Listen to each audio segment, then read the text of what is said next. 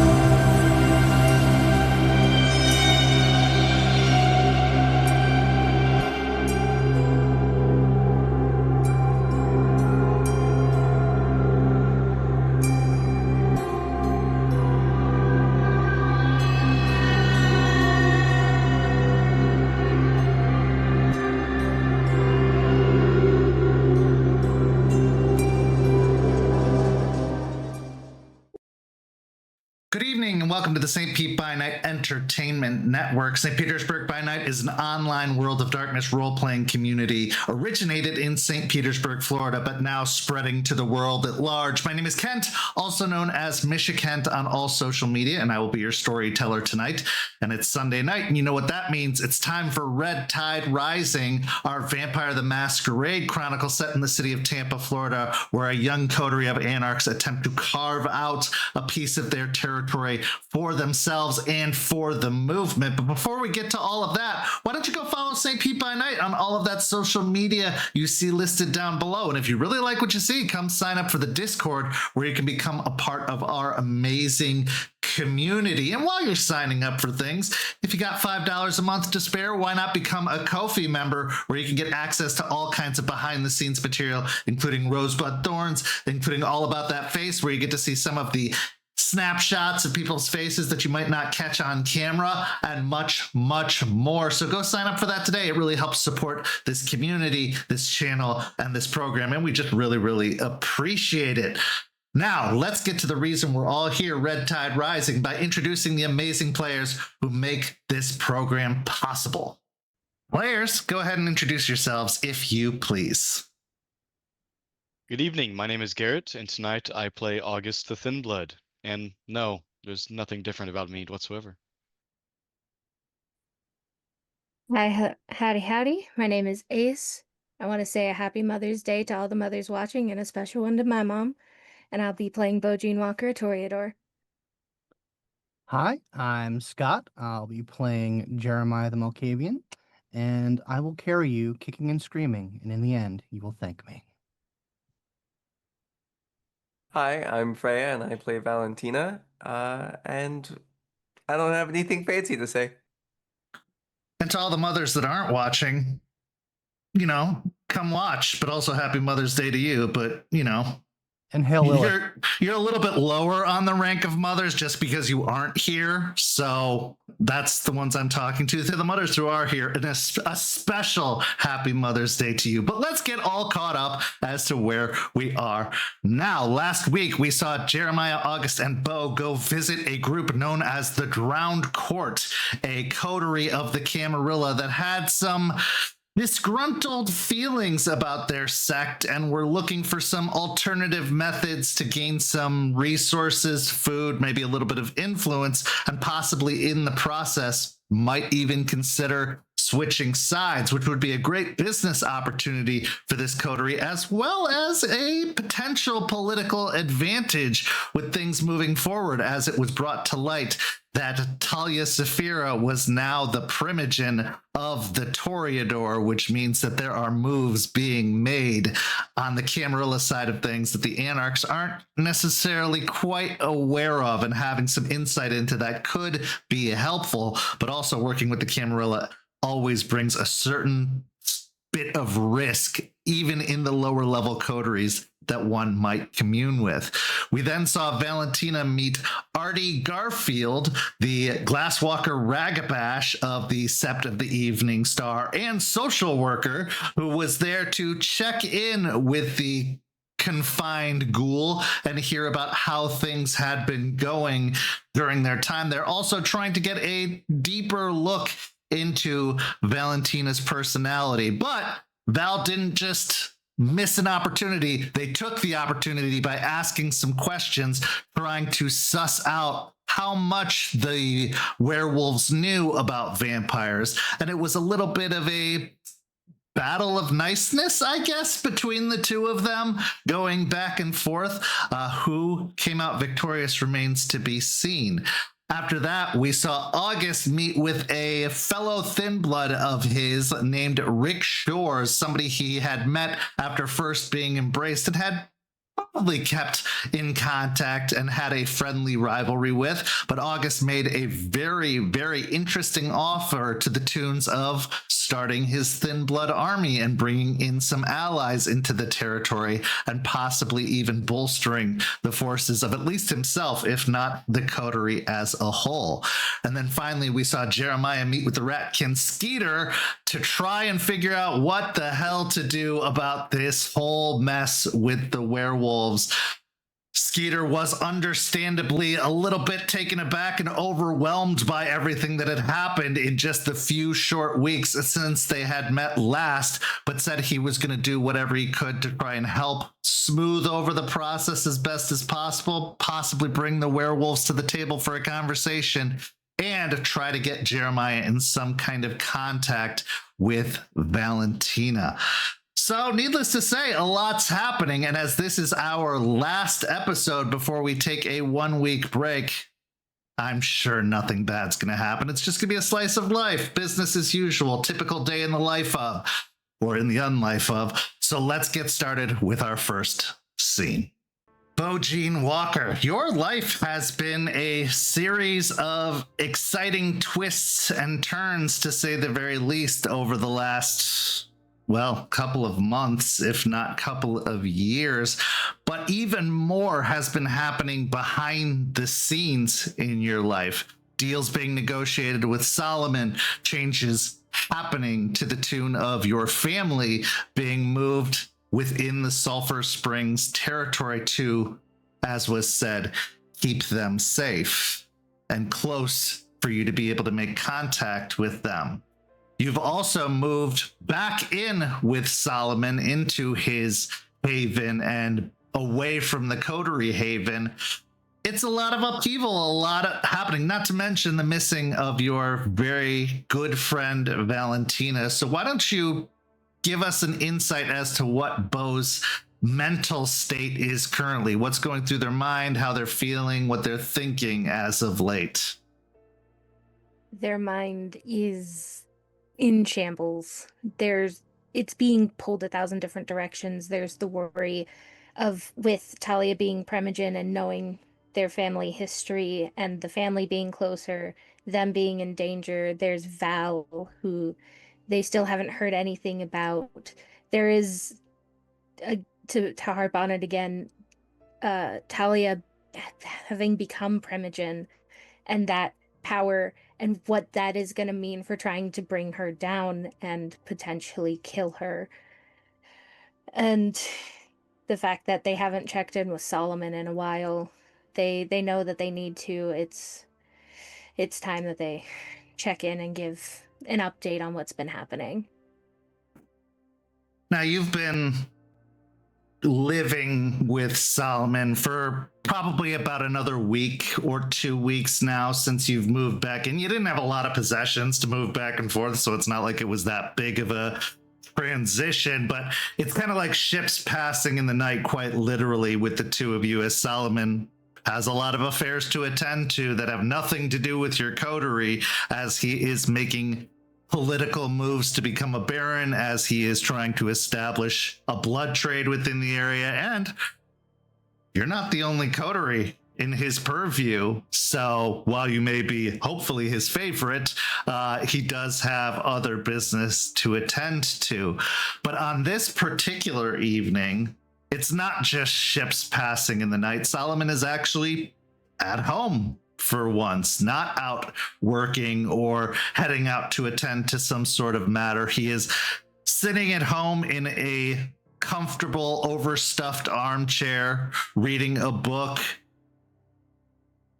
in a pretty dimly lit room. A lantern, one of those actual candle light lanterns that are contained within a glass jar, providing the primary source of light to him as he sits with a very old, dusty, leather-bound book in his lap, just casually flipping through the pages as you enter into his sitting room study in his rather luxurious but modest looking home from the outside, at the very least, whereas the inside is anything but modest.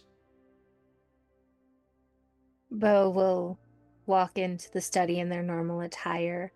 Their hair is back in a low ponytail at the base of their skull instead of the normal braid. And they'll walk over.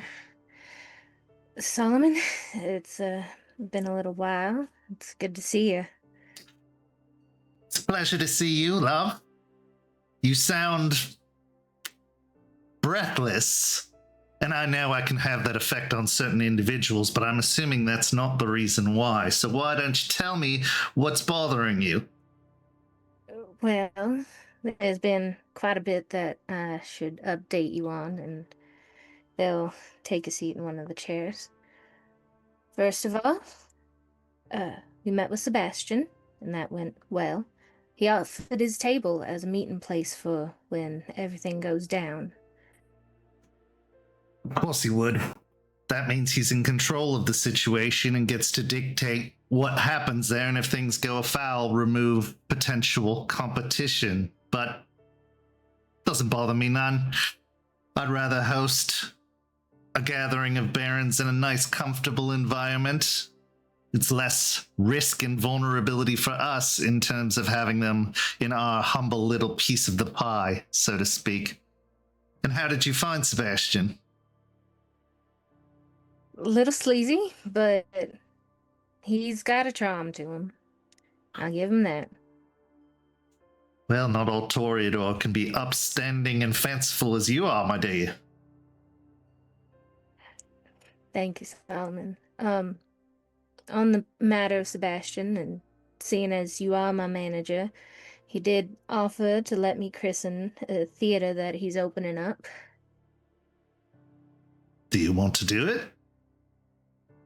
Yeah, get my name out to more people, raise my popularity, maybe even spread word about the bar and get some more customers over there as well. All right then. I'll start making arrangements for all that. Do be careful, my dear. Your ambition is great, and success is plentiful to be had.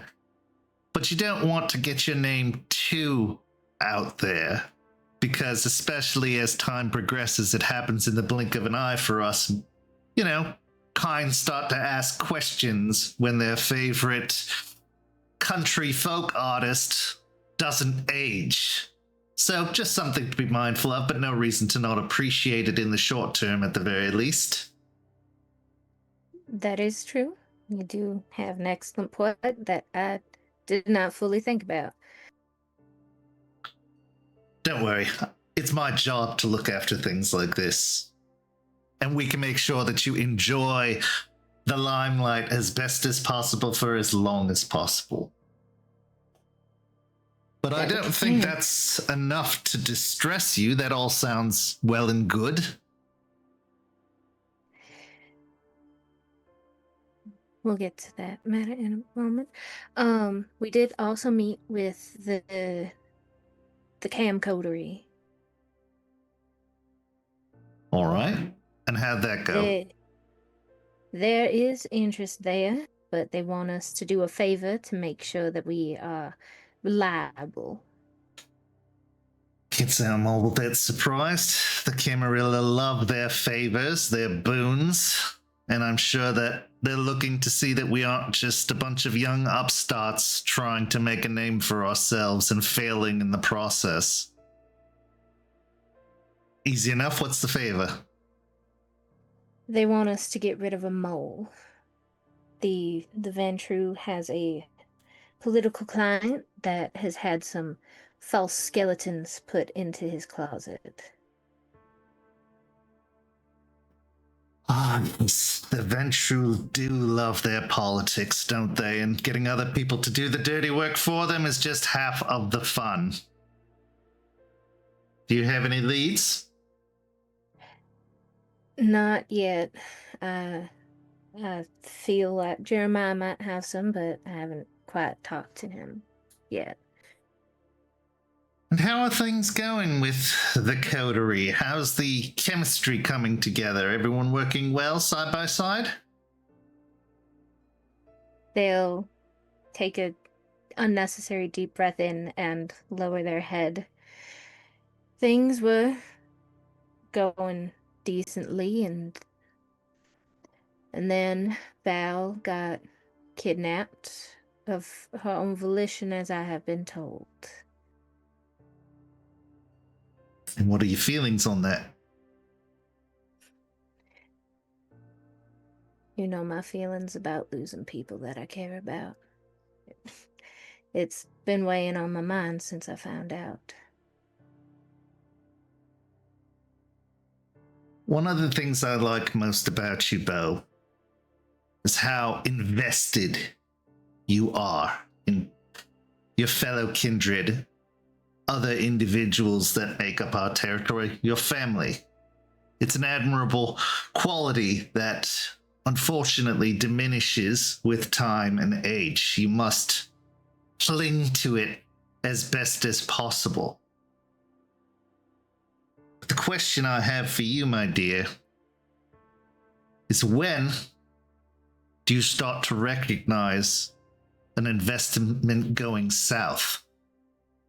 When do you decide to cut ties of your own volition for your well-being? Because it's a very, very important decision to make. If you stay invested in everyone all the time, you risk tragedy. And that tragedy is just going to further separate you from your other connections. It's going to do the beast's work for it, plainly put. That is fair, though Val has shown herself to be the glue of this group, this coterie. But as you said, she left of her own volition. What kind of glue does that? From what I've been told, it was to save someone else. Do you believe that? I believe it as far as I can throw the person who told me. And if you don't mind me asking, who told you?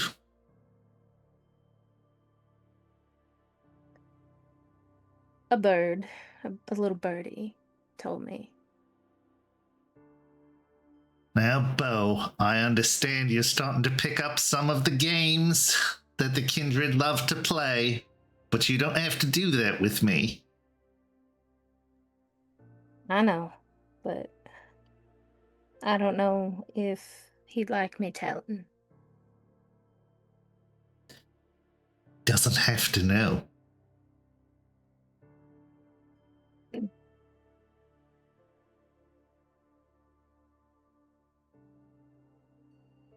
Don't you trust me? I do trust you. I Then what's the also problem? I don't want to break the confidence of this person.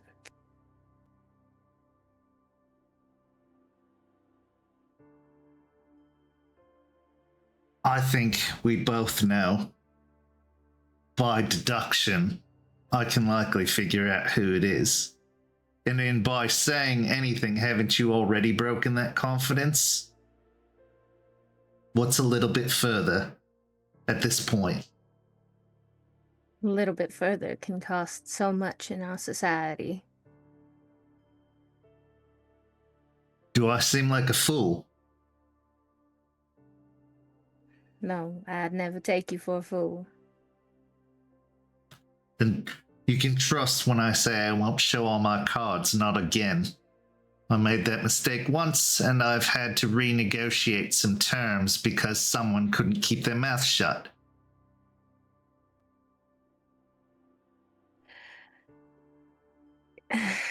Alright. This stays between you, me, and that book you're holding there. Understood? It's a book on Cleopatra, if you're curious. Mark Antony, Caesar, and that whole love triangle. Beautiful work. I might have to check it out once you're done. But, I think you might find some relevance in it. oh. Well, all the more reason for me to read it. But, it was August. Oh. I don't see the problem in that. August has always been good at looking out for himself. He's a resourceful sort. I suppose my question is, what was he doing there? That's my question as well. From how he put it, he was there to make sure Valentina was okay, but that's also putting his neck on the line, and that's not something he normally does. They're lucky either of them is okay. You don't go walking into a wolf's den expecting a warm greeting, and if you do, well, you deserve what's coming to you.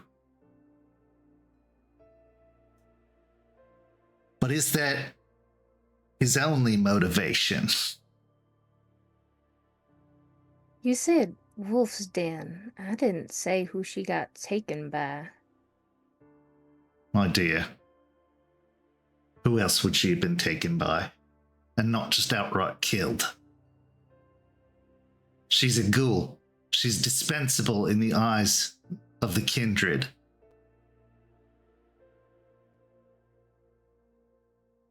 Fair enough. And if you think I don't have eyes on all of you, I wouldn't be doing a very good job as a baron, would I? Beau tenses slightly and sits up a little bit straighter at that comment. No, I suppose you wouldn't. Especially seeing how we're under you.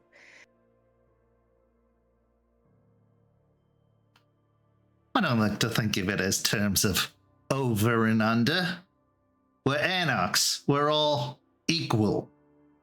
I just provide resources, perspective, age, and whatever wisdom comes with that.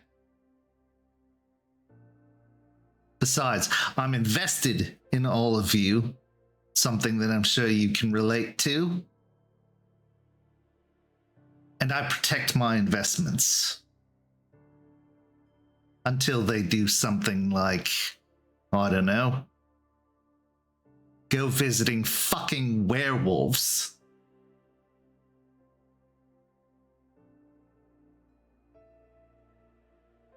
Yeah, it was a dumb decision. August already got chewed out by Jeremiah for it. Well, that's all well and good. What about Val? I don't know. None of us have heard from her since. I'm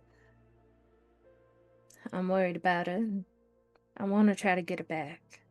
I know that's not going to be a now, and it's going to take time, but I don't know how much time we have.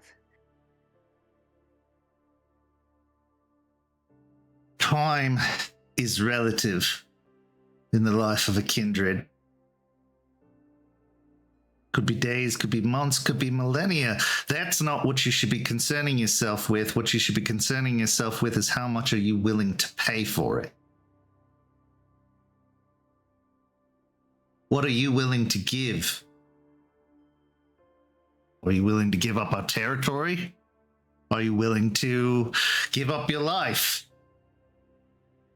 Are you willing to give up the life of another coterie mate in exchange?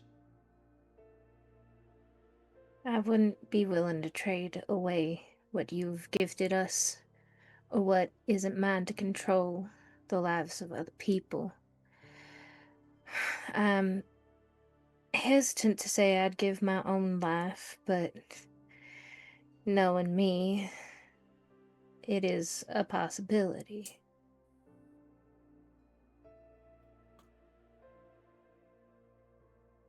That kind of care and consideration. It's awful kind of you. Was that same kind of consideration there in the actions that led to this whole mess? Because that's what could have been sacrificed by this decision. This reckless, careless, foolish decision. After you'd all worked so hard to make peace with the werewolves, something that is not easily accomplished, mind you. They had all rights to come here and take the territory themselves after what was done.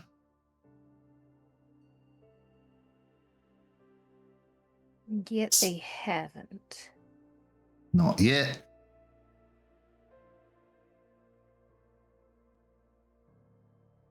I think you need to think long and hard, Beau. You care about that. Does everyone else? You care about their protection and their lives. Do they care about yours? Or mine? Or what we're trying to create here? Because it could have all come crashing down if the wolves weren't so tempered in this matter. This deal is fragile and precarious. And while it wasn't a deal that I orchestrated, it's a deal that I seek to benefit from. And now, I'm going to have a little bit of a harder time doing that, as they have no reason to trust anything we say or do. And maybe they're holding her, hoping you'll slip up. Go looking. Maybe she's just bait. If she's even alive. Don't be naive, Beau. You are playing a game of monsters, and you are a sweet-hearted, gentle individual. And you need to be a little bit more cold. And I don't say this because I'm trying to take away that sweetness that's in you, but you need to reserve it for when it's right, when it's deserved. Otherwise, you're just letting yourself get taken advantage of time and time and time again. Now I know you're sitting in my sitting room, in my home, and many could say that I'm taking advantage of you, and I'm going to tell you what, I am. You're talented. You're resourceful. I could make a lot of money working with you. But also, I make sure the investments I make, especially the ones that pay dividends, are rewarded. I moved your family here not so that I could have Damocles' blade hanging over them, but so I could show you that I reward loyalty. And if they're just out there outside of our territory, what's to stop Talia for going after them? What's to stop Athame for going after them? What's to stop the whole Camarilla from going after them?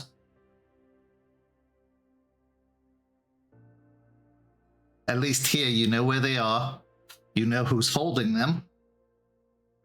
And I'm telling you to your face, yes, I am taking advantage of our relationship. But my motives, unlike the motives of others, aren't entirely selfish. Just partially. It's good business.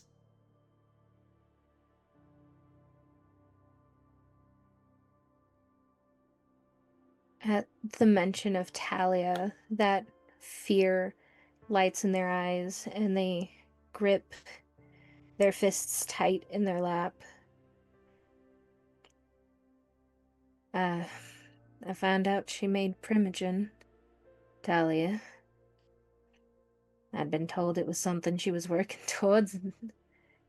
I knew it was a possibility, but I never fully thought she'd get it. Don't put too much stake in that, love. The tower is crumbling, and desperate times call for desperate measures.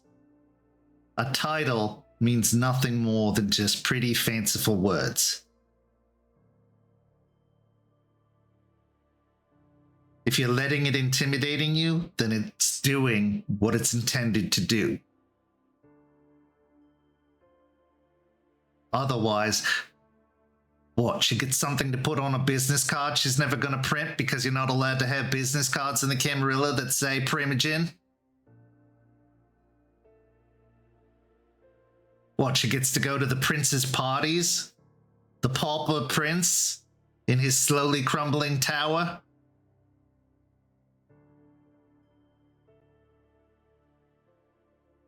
She's got a hit out on somebody. Don't know who, but it was enough to get her in. It was enough to get her protection. She has what she needs to do what she wants, but I don't know what that is. And there is a fear that it is my family, because they are now so much closer. And she knows how much they mean to me.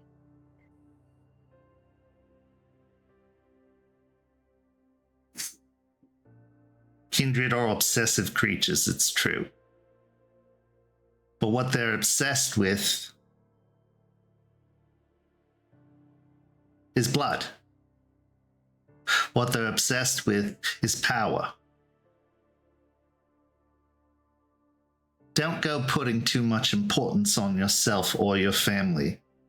If there are other, more greater targets to be achieved, that's what they're going to go for. When was the last time you heard from her? It's been about a month or so. It's quite possible she lost interest in you, dear. Even after however long it was, 2-3 years, she didn't lose interest. She just stayed silent.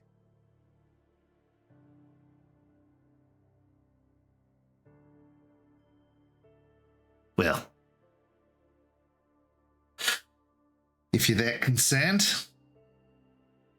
I can put a little bit of extra manpower behind watching over the fam. But I would say you need to start thinking about yourself a little bit more and others a little bit less, because it's dictating what you do. It's causing you sleepless days, I'm sure.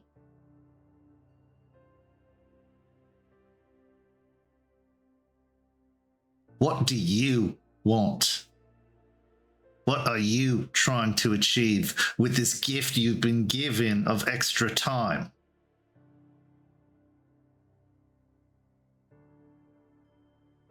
Is it to keep everyone safe? Because, Beau, you're gonna fail. Nothing is safe and nothing is certain.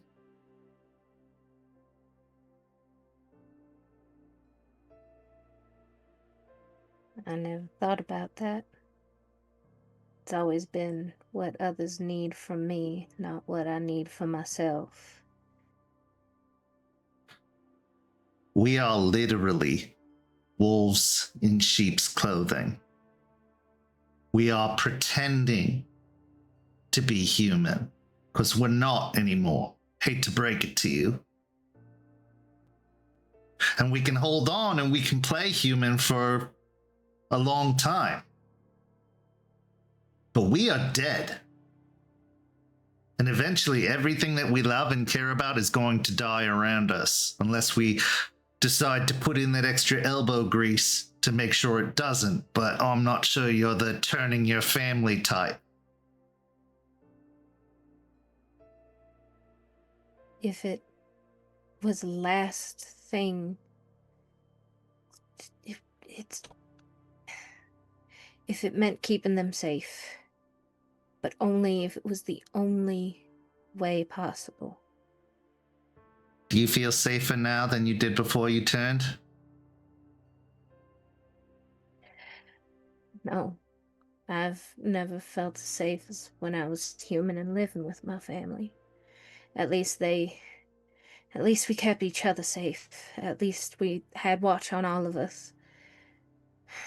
At least I knew where they were and could watch over them, and they knew where I was and could watch over me.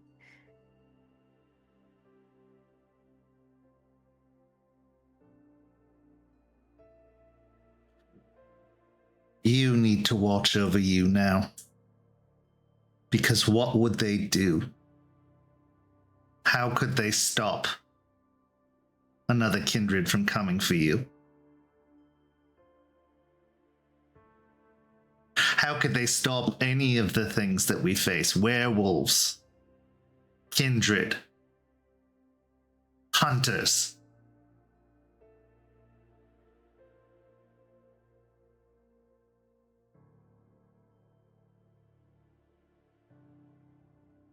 Enjoy it while it lasts, but know that it is short-lived in the grander scheme of things, and you need to start thinking about what comes after that. Because it'll get here before you know it, and if you're not prepared for it, your tale truly will be a tragedy. And I think you have a lot to offer and a lot to be gained in this life. You need to stop thinking in terms of a human lifespan, because you're not. That time is going to come and go. Hopefully, if you play it smart, you're going to live several human lifetimes.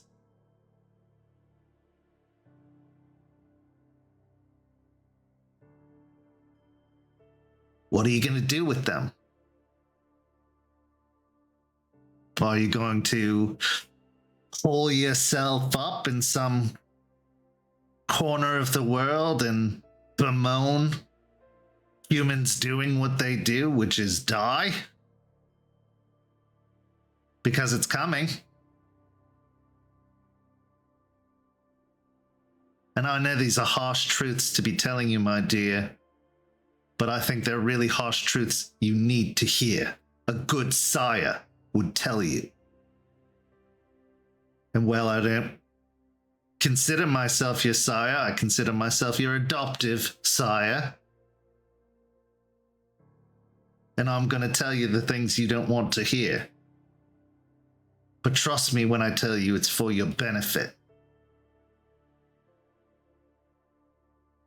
You can stay connected to what's important to you, but it's always going to be a fragile and distant connection. You can't have that life anymore. Because all you're doing is putting them at greater risk if you do. And you're just one kindred. And believe me when I tell you, every other kindred is going to be looking at them for what they are, your vulnerability. And yes, I'll include myself in that matter. Fortunately, I'm on your side.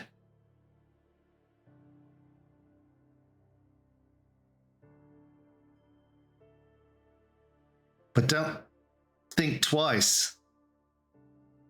And I mean this with all of the good intentions behind it. If you were to betray me, I would use that connection. And that's not a threat, that's just how it works.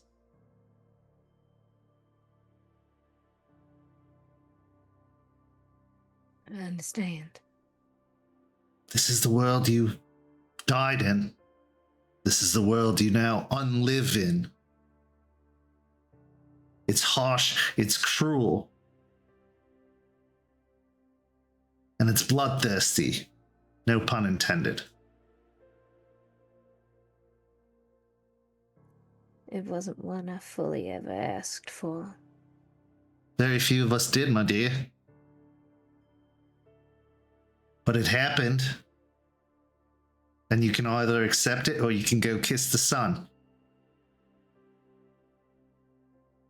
Other kindred have.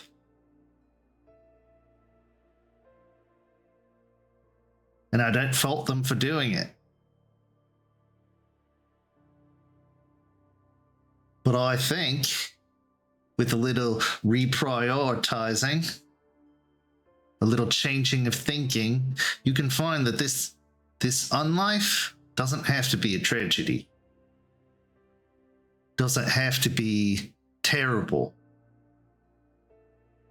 It can be enjoyable. Think of all of the things you'll see. All of the things you'll hear. All the things you always wanted to do but viewed as impossible by saying, not in this lifetime. Well, guess what? You got more than one now if you play your cards right. Think about the music. The way music changes. Now, I've seen music change quite a bit. And I'm still young by some kindred standards. Think of how you could influence music going forward. Not just in front, in the spotlight, but behind the scenes.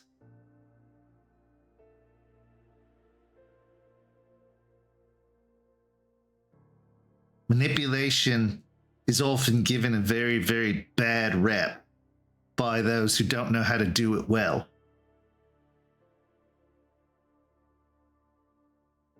But manipulation can also be done for good, can cause good changes.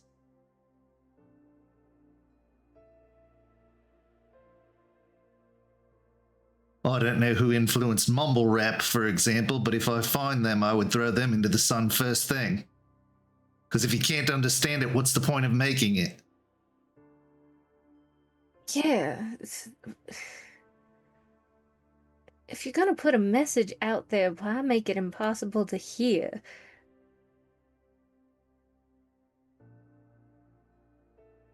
That's just an example, but that's the truth of it. You could do something about that with time, and you have that time, but you're so worried about tomorrow and the day after that. You can't get sick, Beau. You can't age, Beau. You could get hit by a car and walk away unscathed. Now, I wouldn't go recommending doing that, Masquerade and all that, but you're not a fragile, weak little sheep. You are a wolf wearing a sheep's skin so you can walk around with the other sheep knowing what they don't know.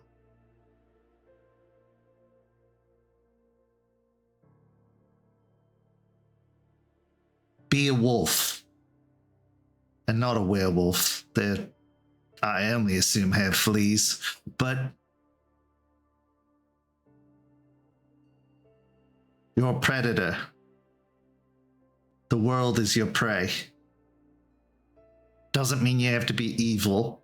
Doesn't mean you have to do terrible things. But you are above the next evolutionary step. They thought humans were the top. We're above that.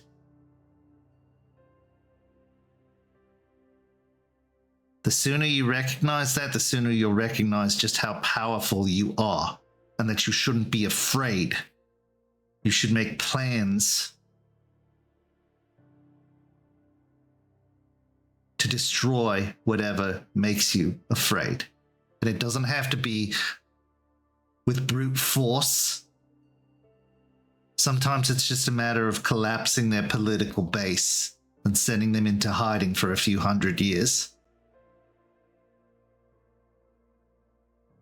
It's a long game.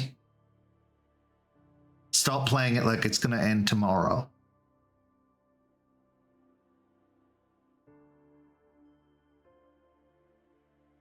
I may need to start coming to talk to you more. I've been at this a while, kid. And even I'm still learning. I know you can't tell by looking at me all put together. I must have everything in perfect, but I don't. I'm a survivor like you. But I don't want to just survive. I want to enjoy everything this unlife has to offer. I've been at this just barely over 6 years. Just been turned 6 years ago, a couple days. And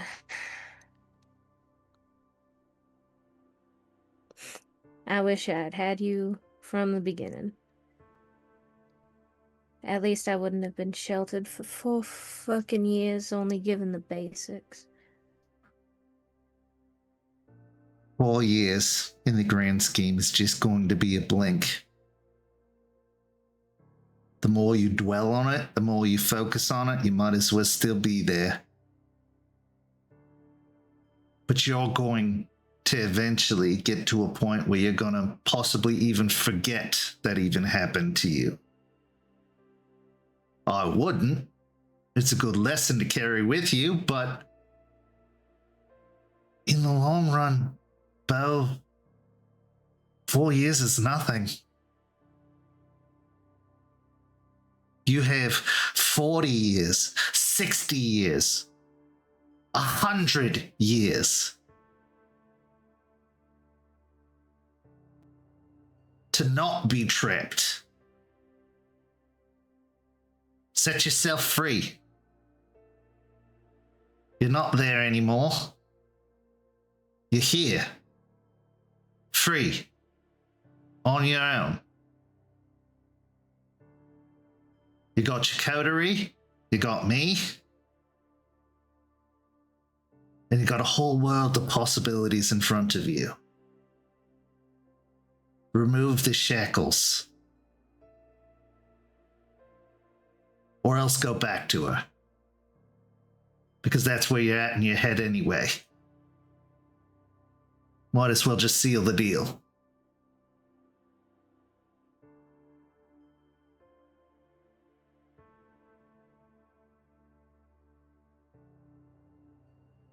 They'll nod slowly,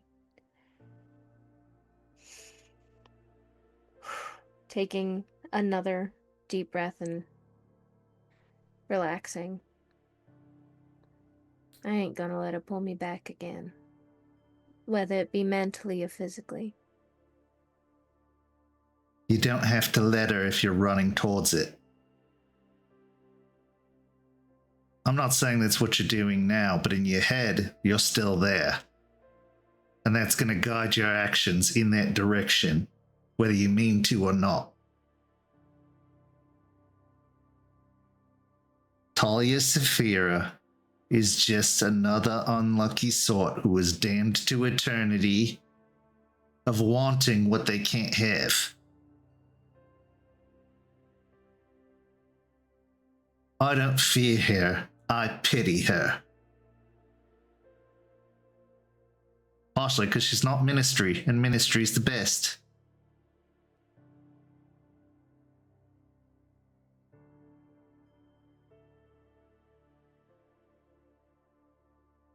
I'm pretty partial to the Toreadors myself. Then be the best Toreador. Make Victoria Ash second guess herself. I'll have to teach you about her some point. She was a singer too, believe it or not. Only got one hit, but Not everyone's cut out to make multiple hits. you are. And I don't just mean music.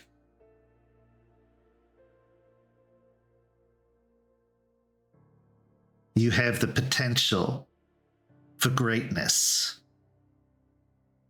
So why not set your sights on that and stop worrying about what's already happened? Because soon enough it'll be a distant memory.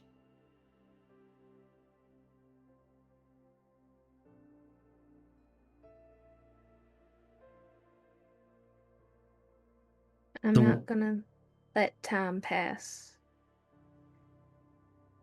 I'm gonna plan for years in advance. Stop thinking day to day. Good. Doesn't mean you don't keep your head on a swivel. Doesn't mean you don't keep tapped in. Because plenty of kindred have forgotten where they are and what's happening around them because they thought too far ahead or too far behind.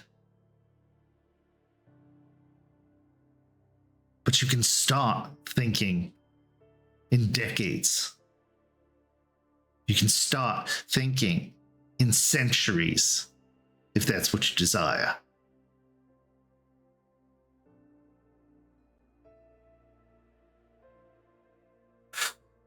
Now, on to other business. It seems I have acquired some agricultural businesses. I'm sure when you go to eventually visit your family, they're going to talk about this recent business that they've been hired into. It's led them for an upgrade and a move of location.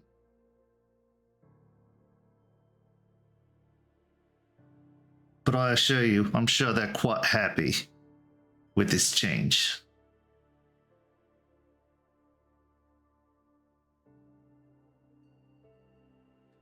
They don't know who I am, and I prefer to keep it that way.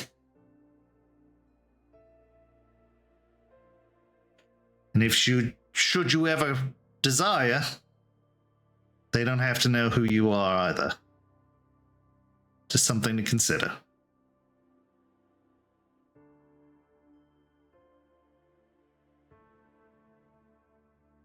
Saying goodbye to the life we once lived is one of the most difficult things a kindred can do.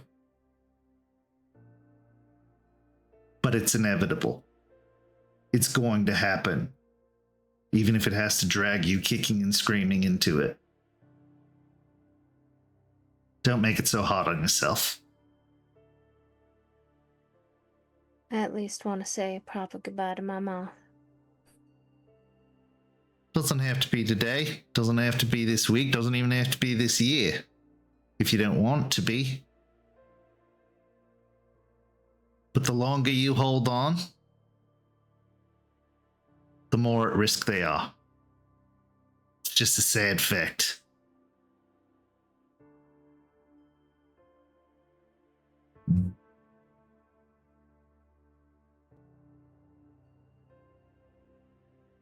Cheer up, Beau.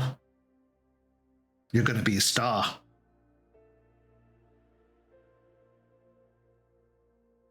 They'll give a half-hearted smile that ends up more like a smirk and nod.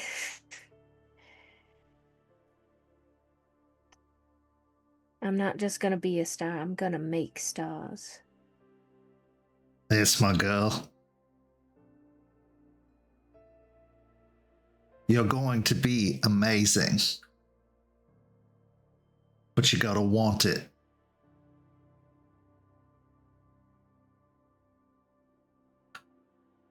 go on. Find something about this life that you can enjoy, something about it. Do something that you've always wanted to do but never had the courage to. Or never had the money to. Or never had the influence to. Enjoy it. Yeah. They'll stand up, give a nod to Solomon, start to walk out, stop at the doorway, and look back. Next time I see you, I'm gonna have to play you that song you told me about. Finally learned it. I look forward to hearing about it. Cleopatra had the world on its knees to please her.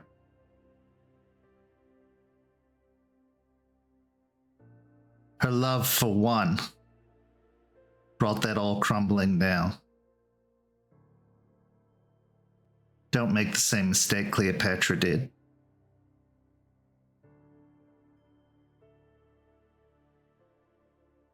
I won't. And they'll turn to leave. As you head out of the sitting room, what's going through your mind now? There's still the concern for their family and the want to, like they said, say a proper goodbye to their mom. They didn't get that with their dad, and they want to make sure that their mom knows that they love her. There's now the planning to, down the line, shape music, to change the industry, leave their mark even if under a different name, and thoughts of what they want to do that they hadn't been able to before.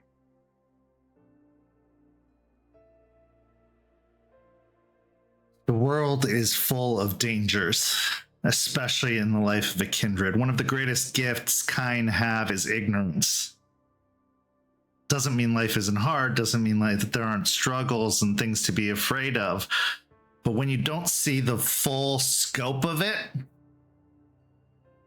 it's a lot easier to find some sense of security and safety. Unfortunately for Beau, Gene Walker, they can see the full scope of it. At least they think. And that scope is getting wider and wider. And the dangers seem more and more. But at the same time, so too do the possibilities. And in the end, it's all just a matter of perspective. Do you go after what you want? Do you resent what you don't have? Or do you fear for the very few things that you do? We now transition to our next scene. Valentina, it's been another week. Another week of routine meals. More secondhand magazines and picture books. Maybe even some with more words in it. Even though Stakes doesn't see the point in such things. Artie came by another time or two, but said he was going to be unavailable for a bit. But that Stakes would take good care of you, and Eliza is always around if you need an ear. This kind of confinement, despite whatever luxuries can be given, never gets easier. You can make the best of a bad situation, but when you cower at shadows, when you flinch, when the bulb starts to flicker on the lantern that you've been given, despite the shop lights being brought in to help illuminate the room. That constant state of fear slowly breaks you down from the inside, and having heard nothing about the outside world, having had no contact, no sign, hope, just like that bulb, starts to flicker and fade. But perhaps an opportunity for hope can be found in the most unusual of packages. Because on this night, you hear the same metallic grating of the wheel being turned, the same scraping sound of the door opening, expecting Steaks to bring in another tray of food or another worn paperback. Instead, you're greeted by Steaks and another individual, one you have yet to meet. Although, roll me an intelligence and awareness. All right. Let us see.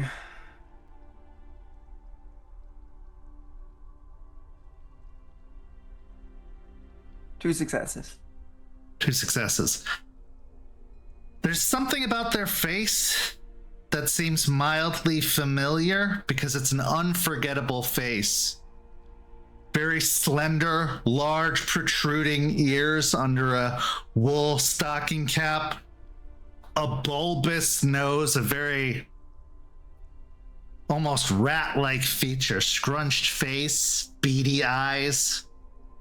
They've got long, gangly limbs under a tank top and loose-fitting Jinko pants. Maybe you've seen them before, but if you did, you'd think you'd remember it better. Because with a face only a mother could love, and even this mother might think twice about loving it, Skeeter enters into the room with Steaks.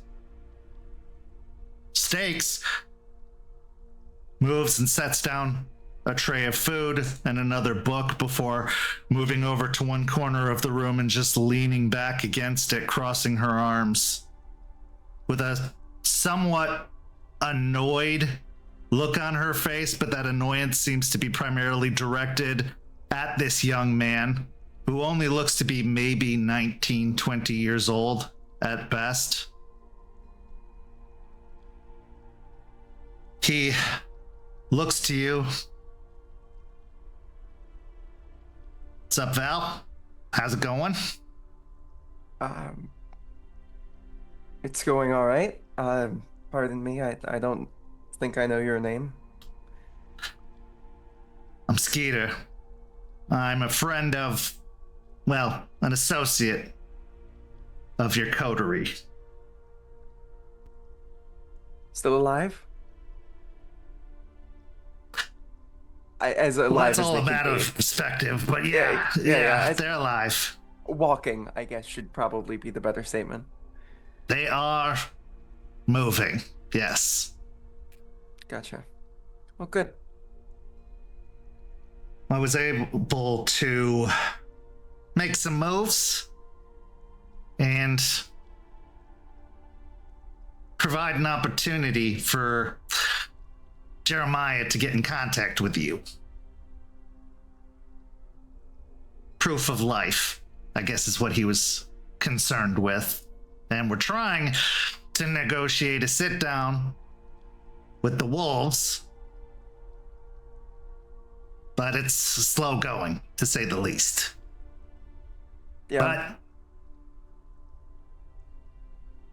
what I got here, and he fishes into his pocket and pulls out what looks to be a large walkie-talkie, effectively, a very military-grade looking radio. He sets it down on the table. Now, this isn't yours to keep, but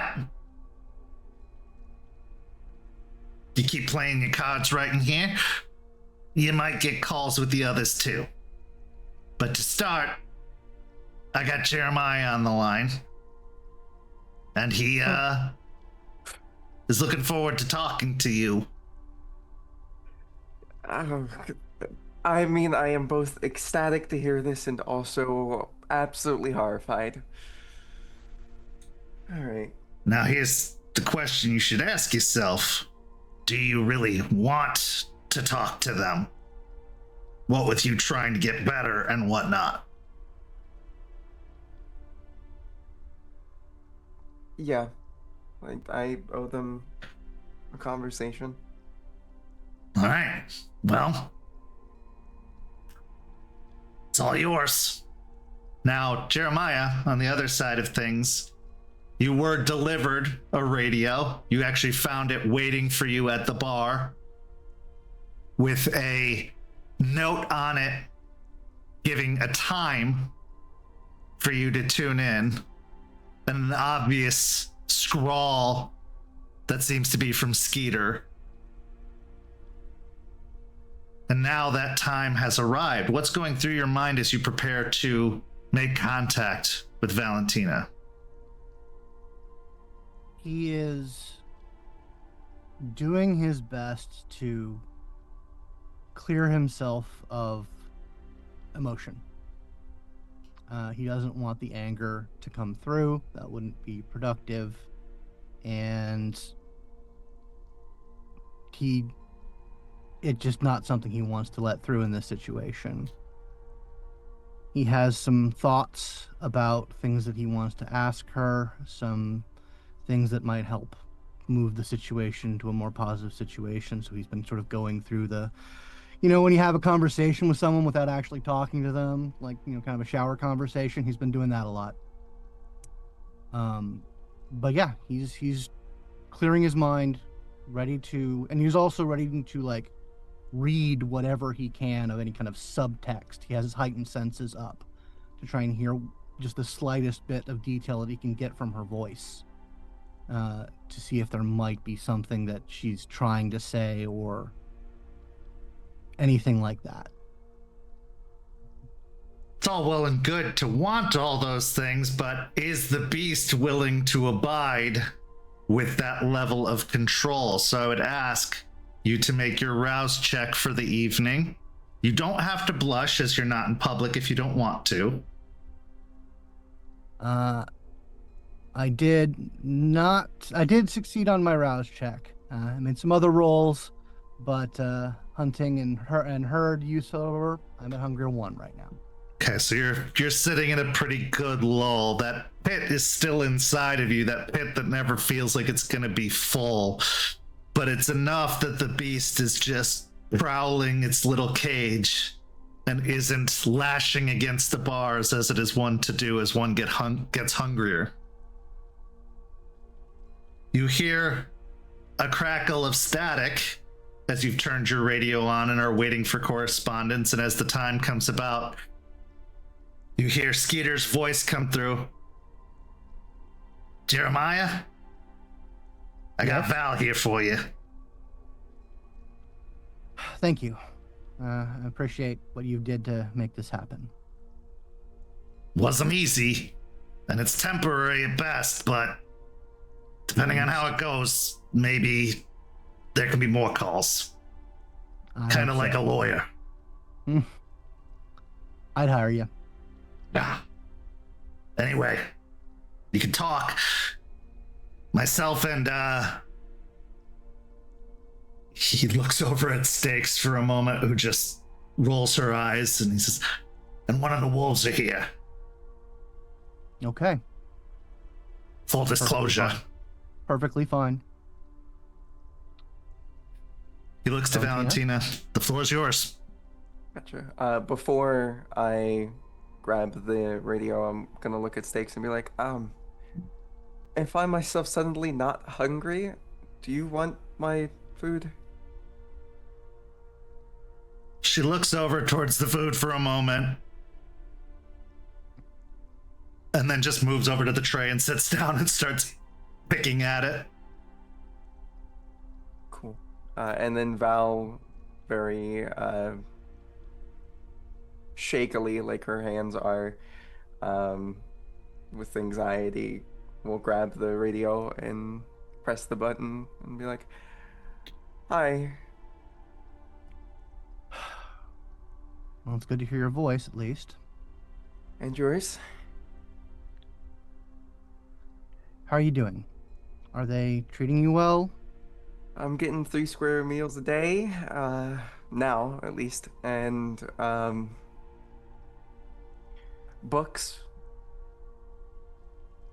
Trying to keep the time situated, but yeah, for the most part, I'm okay. I'd like to make an insight roll to see if I can detect any variants that might indicate that that might not be a truthful statement. Sure, go for it.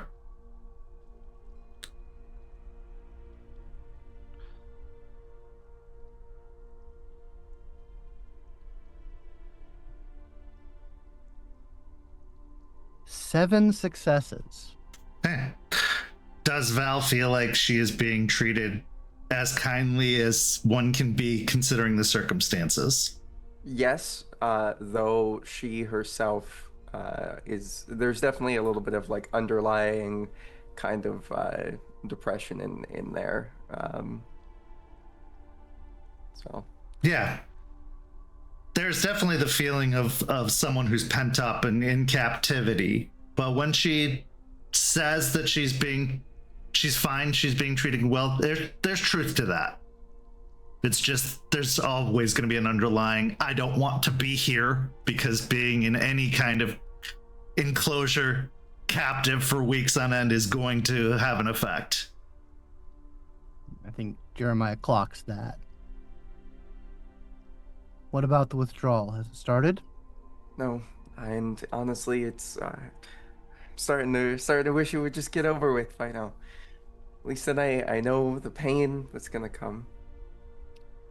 But sitting here waiting is agony. I don't doubt it. I had a pretty hard time when I went off Adderall back in my breathing days, so I'm not trying to compare it, but It's withdrawal. It sucks. It sucks. Listen, I'm sorry if I've made anything harder on you. I've had a lot of time to think sitting in here. And I think I allowed my paranoia to talk me into being stupid.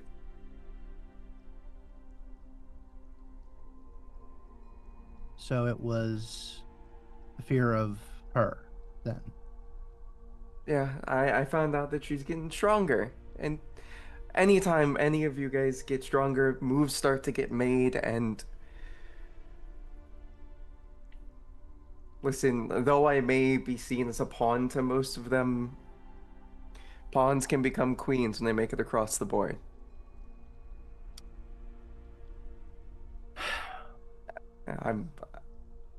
I'm not gonna lie, it hasn't made things easier.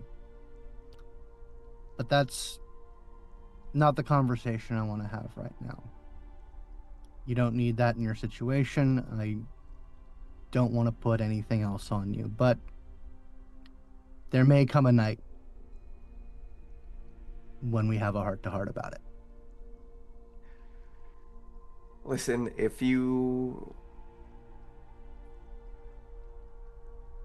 that ever comes to pass, because who knows, I might die from withdrawal. Just, it'll be okay. It'll be okay. We'll see. B is very worried about you. Of course, she's honestly, to be quite honest, I think she might be more human than I am at some points. That's She has her struggles. But is there anything you want me to say to her? Hopefully to calm her down and prevent her from repeating a mistake here. You get my drift. I wouldn't know what to say to her. I'm not gonna lie. Right, so She- I'm going to make something up Yeah, that sounds okay. that will hopefully... But she's worried about you. A is... A. Being a shithead. I think he may be allergic to accountability.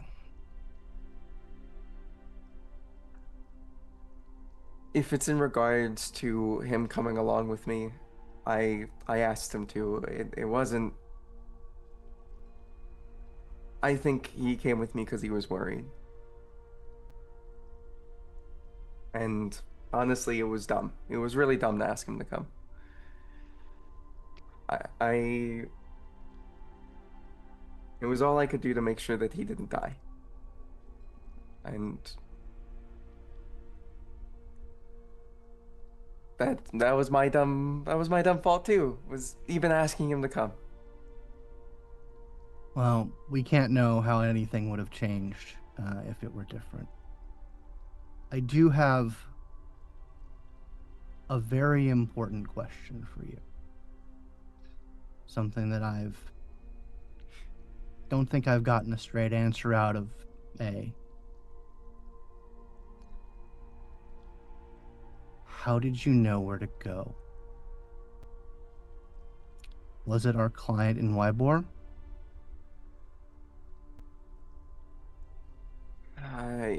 If we're thinking of the same, you gotta understand. I got it. I'm just...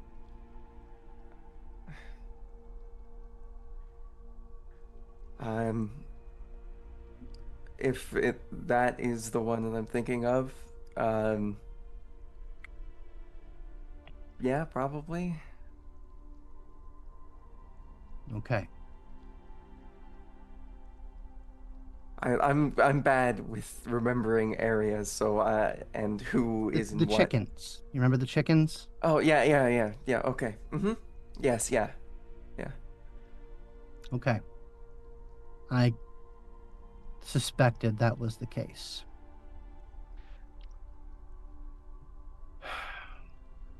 I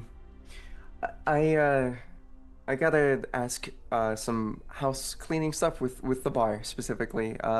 There are a couple of people. If you don't mind, I just need you to check on them because I know Jimmy isn't gonna do that. Amy? Oh yeah, him. I think you call him Ricky half the time. Yeah. It's August. Hey. Damn it. Anyway. Yeah. Who do you need me to check on? I'm just gonna give you a list of the names, and then you should be able to get into one of the saves and keep track of their tabs. Mm-hmm. First one, he is somebody that really doesn't like to pay up. His name is Isaac. Then there is Andy and Mark. Then there's Sarah, Ozzy, Ricky, Ryan, and Yasmin. Then there's Harold, Eric, Lenny, and Penny. Then there's Mark E, not to be misconstrued with the other ones.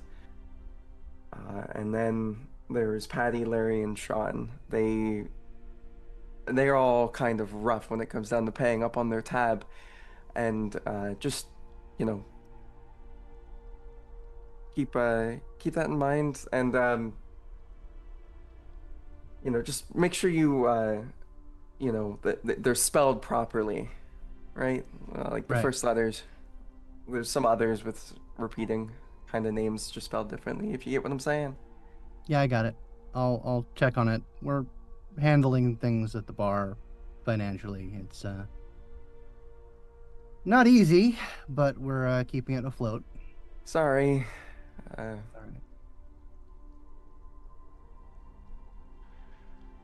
Anything else you want us to check on? No, I think that's about it.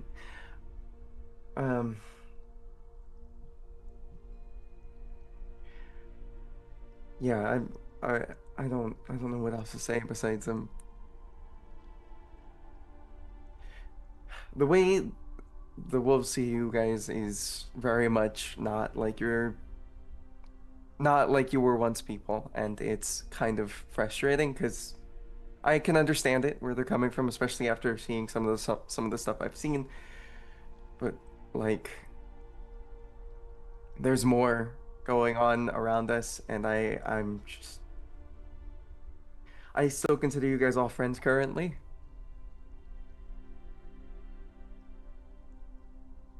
Yes. Same with you. You're still someone I care about, and I don't want anything bad to happen to you. Okay.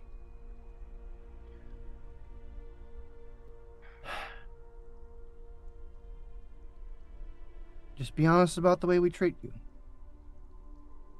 I am. You guys have never treated me with any type of malice, unlike, you know. Yeah. I know.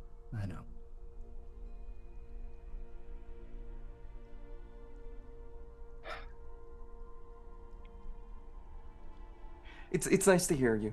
It is nice to hear you too, and I'm going to convey your wishes and that you're doing as good as you can think, as good as can be imagined in your situation. Yeah. I really hope that when it starts to hit, that you're able to ride it out. I've been exercising. I'm hoping that keeping my body in better physicality will help out. Jeremiah, do you genuinely hope that she rides out the addiction, or is that just for performance's sake? Yes, he does. He doesn't want her to die. He doesn't Right. want her to suffer. It's just she's caused problems. It's not like she votes Republican or something.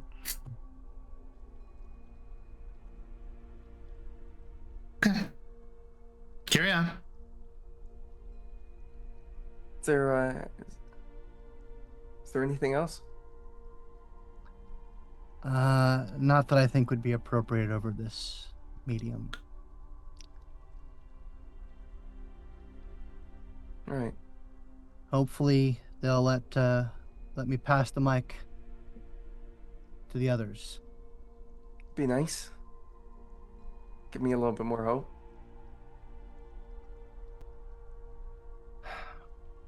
All right. Well,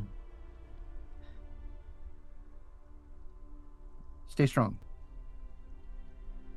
I will. Nothing's gonna break me. If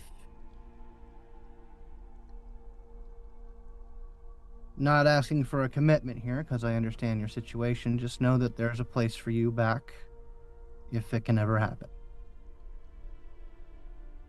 I hear you.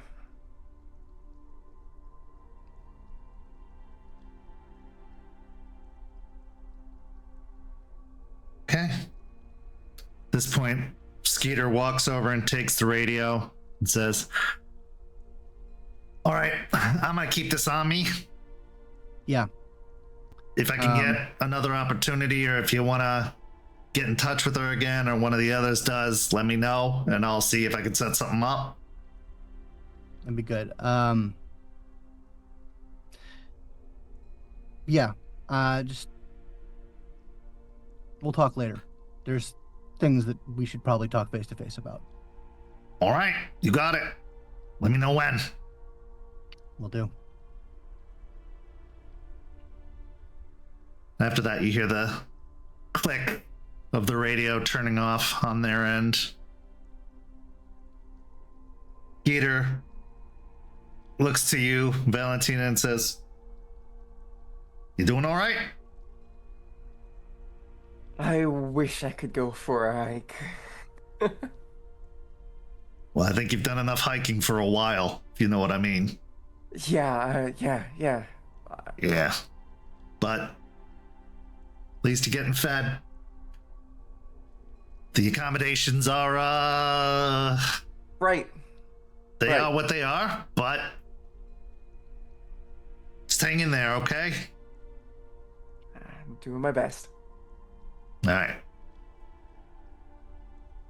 Skeeter looks over to Stakes and gives a nod, and Stakes, with a mouthful of French fries, stands up from the table, takes one of the partially bit fries off, and just sets it back down on the plate before leaving it, and picking up the empty plate from the previous meal.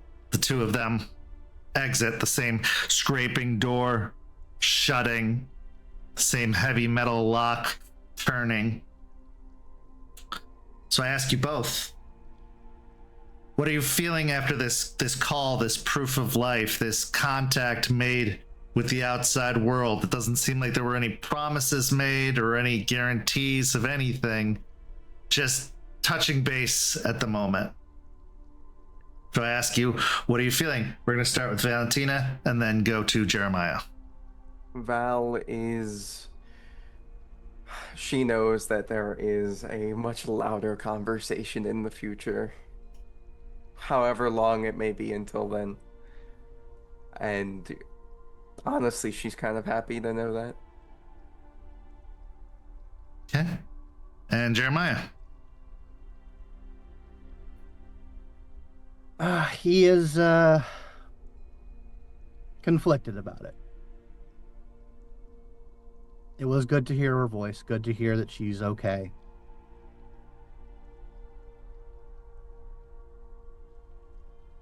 But he had his suspicion confirmed about the impetus for this all, both from Valentina's end and where they got the information, which has been a question that's been bouncing around in his head. Well, now he's got a bone to chew on. And that actually makes him feel a little bit better. Though not a lot may have been said, enough was revealed to set a course. But as Jeremiah well knows, messing with elders is never a good thing. So whether this was some divisive plot of the game of Kindred, or whether it was just a test, or what the motivations behind it were, definitely gives you a course. There are still a lot of questions that need to be answered. The real question is, will Jeremiah go to the source for those answers? Or will he try to find them another way? With that, we go to break. We'll be back in just a few minutes with the second half of tonight's story.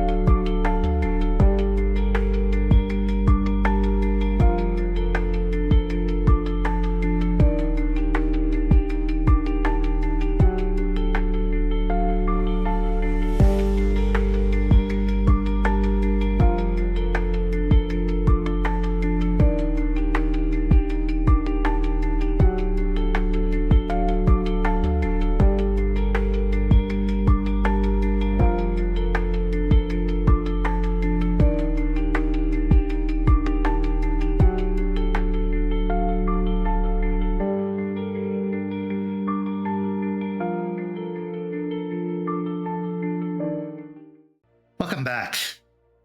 As we return, we find ourselves out front on the walk of a charming and quaint two-story home. It's got a nice long wraparound porch that goes around the front of the house and along the side. There are lights on in all of the windows, even though it's shortly after dark. That being said, Beau, why don't you roll me a rouse check and a blush check to see just how Beau's feeling going into her mom's new home.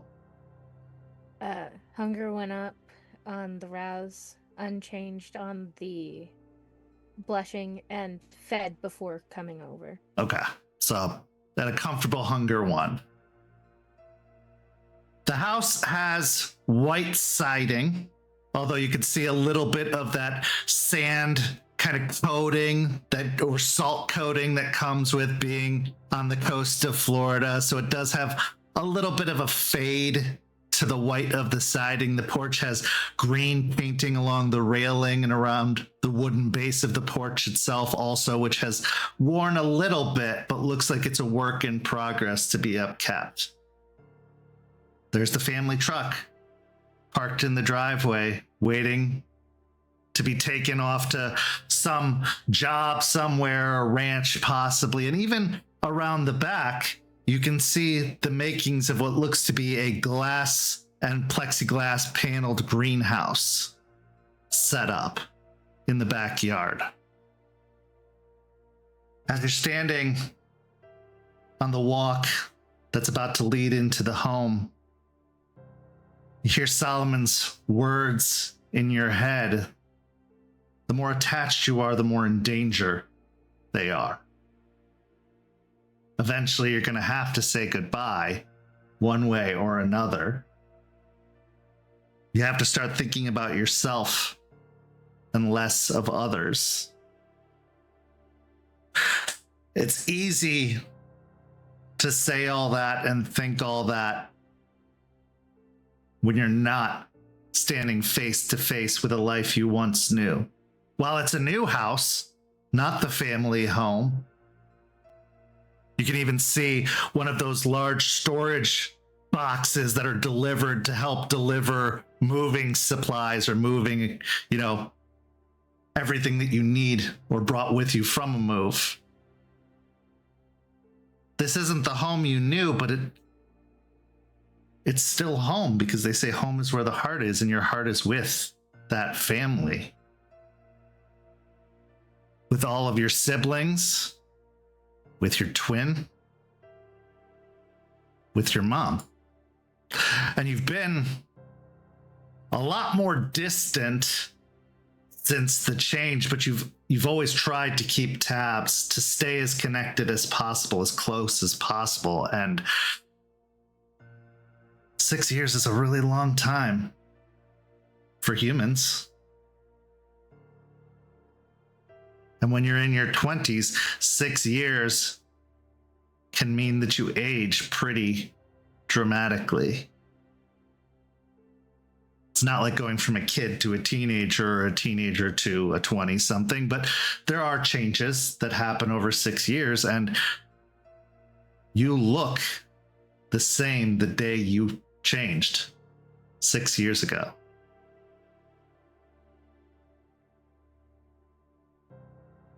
There's a lot that you want to say, but can't.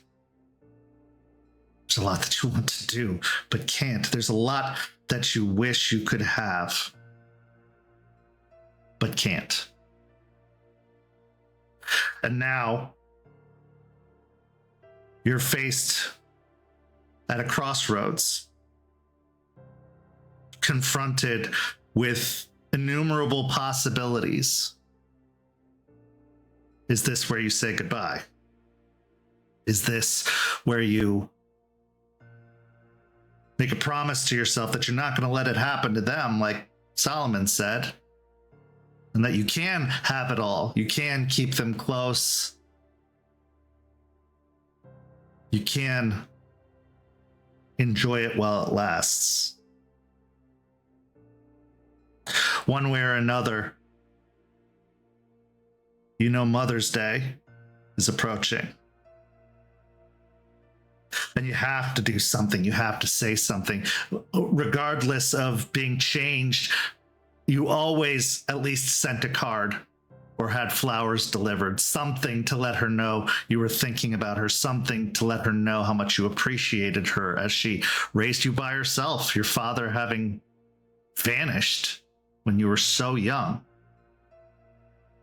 And yeah, you have plenty of siblings to help out, to be around, to have a part in this life, but she's your mom. Regardless of the fact that, you know, she shares the love she gives with all of your siblings, they don't have to do this. They don't have to feel this. They just get to go on living like everything's normal for 60, 70, 80 years, hopefully. And at some point, they're gonna notice. Maybe not today, maybe not tomorrow, maybe not a year from now, but eventually when they're getting old and gray and wrinkled and dusty and you are still fresh as a rose, they're gonna notice. So if not now, when? And when it does come time, how? These are really tough questions to answer. And as you're mulling them over in your head, you're snapped out of a daze to see your mother standing upon the porch, wearing an apron that goes down to her knees. She has curly ginger hair, usually worn in an almost afro style, that surrounds her head. She has freckled skin that's pale, not nearly as pale as you know you can get, but pale for Florida especially, considering the unrelenting sun that burns, especially gingers. This is a woman of a life well lived. There's a tattoo splayed out across one of her arms, showing a somewhat artistic and rebellious youth. Not the same as a lot of women her age, although we're getting into Gen X territory, so it's a little bit more common. But she is a rock. And I mean that in the best of ways. An emotional rock, considering everything she's been through, considering everything she had to do to be where she is, to raise all those kids alone. Takes a kind of strength that can be felt, if not seen. It almost radiates off of a magnificent person of this type. And while they may not be a bodybuilder with muscles, they could rival any bodybuilder with the amount of strength they have in their core. Because muscles come and go, but heart, that's there as long as you live. And maybe even just a little bit beyond. Her voice breaks you out of the trance. Is that Beau Jean Walker on my porch? My goodness, I must be blessed to see such a celebrity in my midst. Are you doing autographs and pictures? Always for you, Mama. And Beau will go running up into her arms and hold her tight. Wrapping her in your arms, feeling her arms so sturdy, so stable, wrapping around you.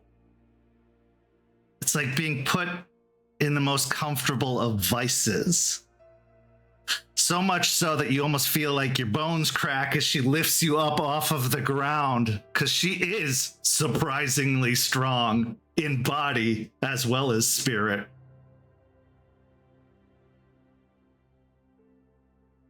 She laughs, you laugh. And for just a moment, you forget what you are. You forget the change. You forget those 4 years with Talia. You forget all of it.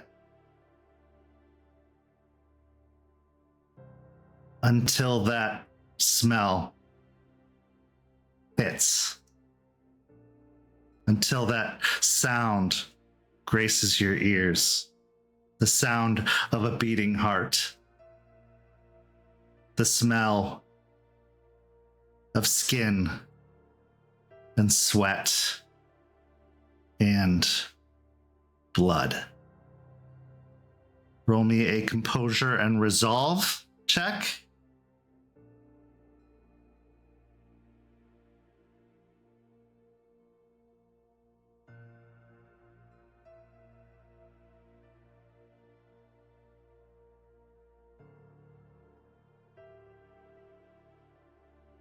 Okay, with 4 successes, you're able to shake it off. You're able to shove the beast further back behind the bars as it tries to slither its way up, trying to remind you, trying to bring the stark reality of being a kindred back to the forefront.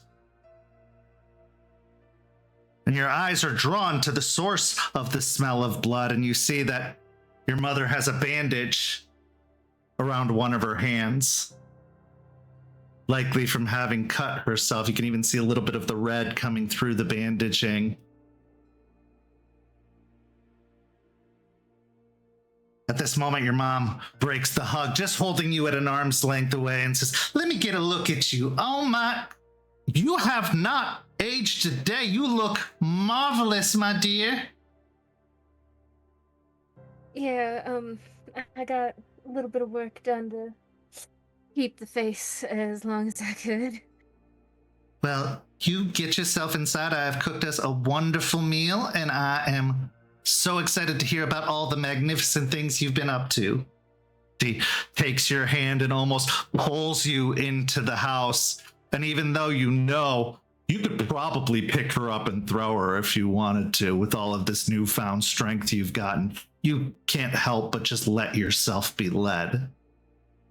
As if your whole body has turned to jelly and she is leading you to the safety and security as she always have. Whether it was when you were a child, out frolicking in the fields, or even as an adult on that one family trip to Disney World when you could finally afford it. As you go inside, there are boxes still yet to be unpacked, but they are all seemingly shoved into one of the side rooms. So you almost see just stacks and towers of cardboard with words written on them like bedroom, kitchen, bathroom. You can see some of them are open off to one side. But she doesn't lead you there. Instead, she leads you into the dining room by the kitchen, where one of those chandeliers hangs from the center of the ceiling. Not fancy, not ornate. Almost like a country chic. The lights illuminating the room, dispersing it of darkness and of shadow, darkness that has been a companion of yours in this life.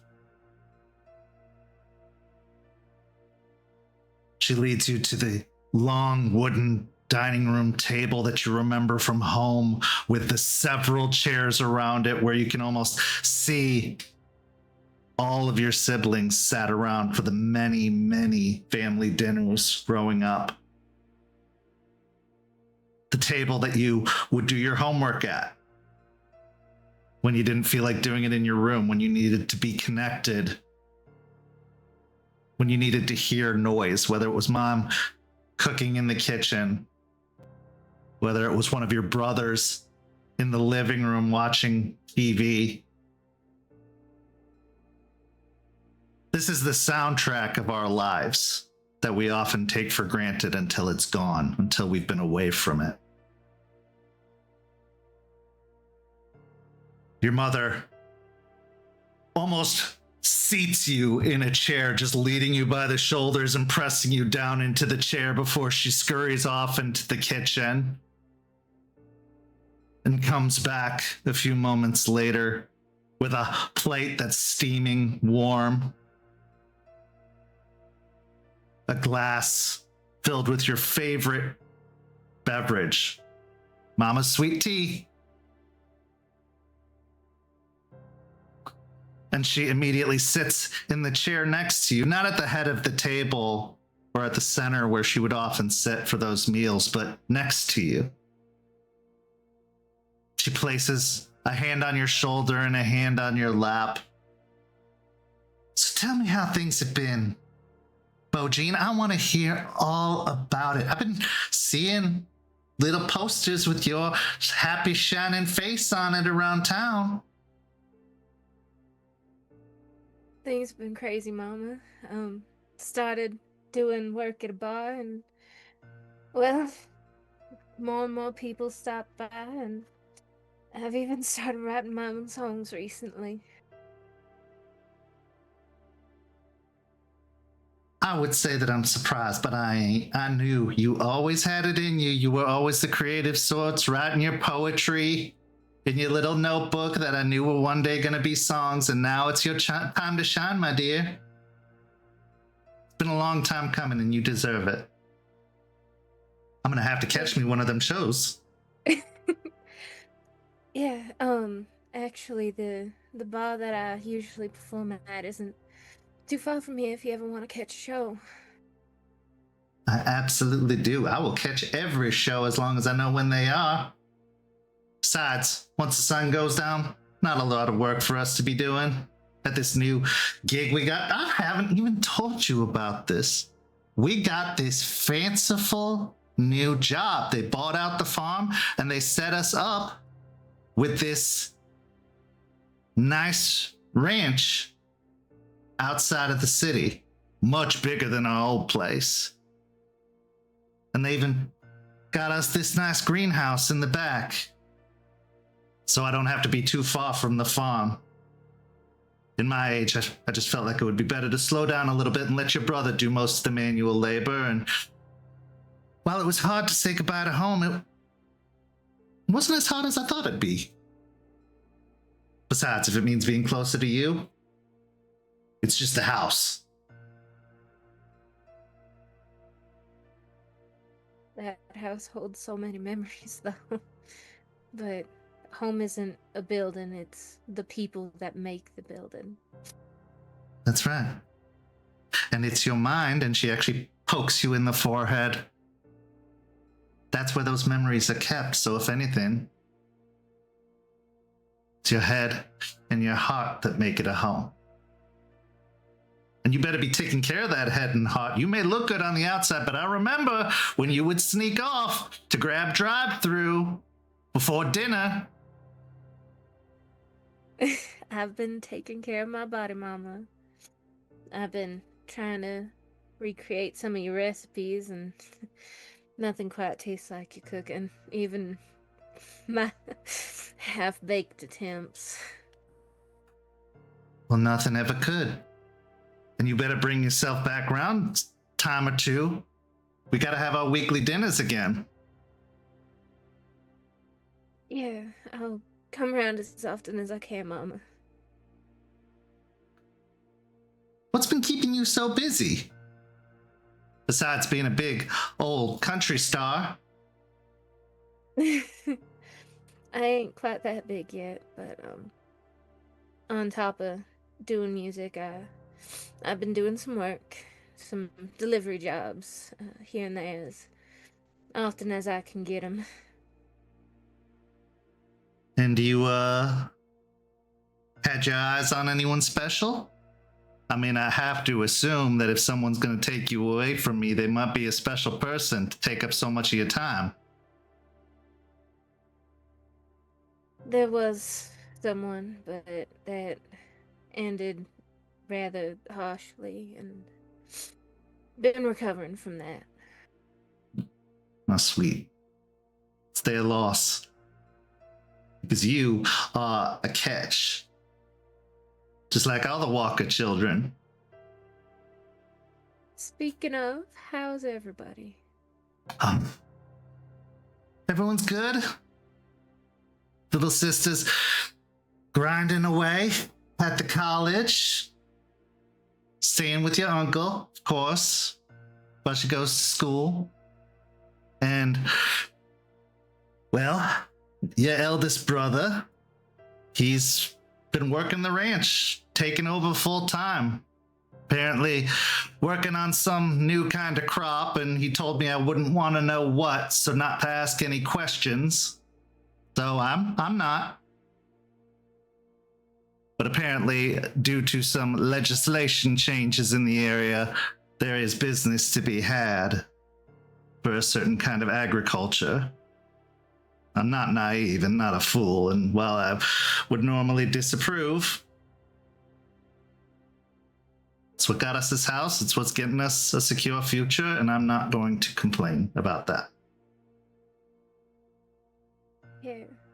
And, what about Uncle Henry? How's he doing? Well, you know things are harder for Henry, but he's well. He's doing just fine. He's stays home a lot. Occasionally gets up and goes out and does a job or two when he can, but he's more of a homebody these days, and all the better for it. When you get up there in age as we do, things slow down dramatically. But he's a tough old coot. Doesn't know when to stop, so I'm sure he's gonna get himself into some kind of mess or another. You know, he always is. Can tell you this for sure. They ask after you. They do. Tyler, Mark. Even Bethany. Bethany won't stop asking after you. And when she sees you, she gonna get jealous. I'm gonna tell you what. Of course she is. Definitely gonna try to make a time to see her. She's been on my mind a lot too. You sure you're all right? Yeah, just been missing y'all an awful lot. Can always come home. This place is far too big for just me and Tyler, so you want to move on in, you're more than welcome. I know how expensive the rent out here can be. I can help with rent if you need it, but Oh, don't worry about all that. it's safer if I don't live with y'all. You never know when a crazy fan could find out where I live and put you or Tyler in danger, and I don't want that. You have to be made up for the paparazzi at all times because you're going to be a superstar. I feel it. And I can't look like that Trisha Yearwood. Try as I might. You're still as beautiful as ever, Mama. You make me feel beautiful, my dear. But go on, eat. It's getting cold. And Beau will start eating. In memory, food always tastes better than it actually is. It's just facts. Nostalgia makes us remember things being more succulent, sweeter. Unfortunately for you, those have to be just memories, because as soon as it touches your tongue, it tastes disgusting. It tastes revolting, so much so that you almost feel your stomach want to reject everything you've eaten today. Make me a composure and stamina check.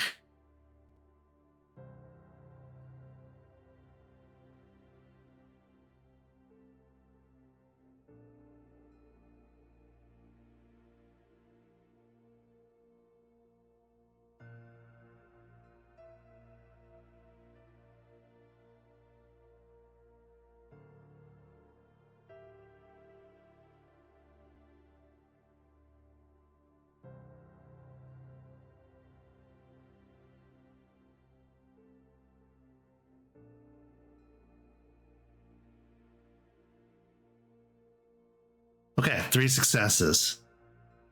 You are able to keep it down, but you will have to get rid of it at some point, because really in a kindred's physiology, it's just a holding tank for something that has to be gotten rid of eventually, because your body can't process it anymore. But you do take a few bites, a few shovelfuls, because they'd be rude not to. And your mom raised you better than that. So as you're packing the food away, give me a charisma and performance or subterfuge to make it seem like you're enjoying it, because your body sure isn't.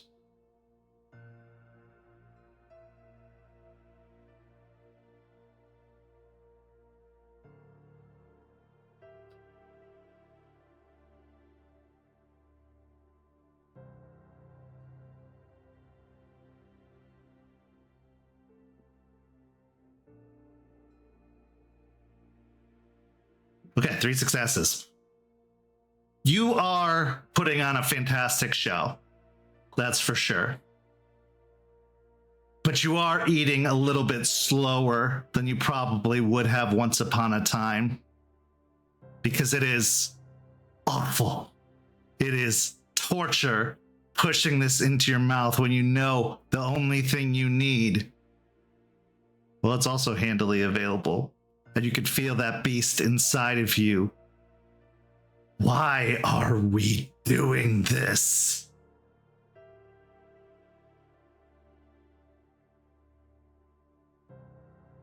Your mom studies you for a little bit, watching you eat. Now, Beau, something's got to be troubling you, because I'd have had to get a plate of seconds for you already. What's going on inside that head of yours?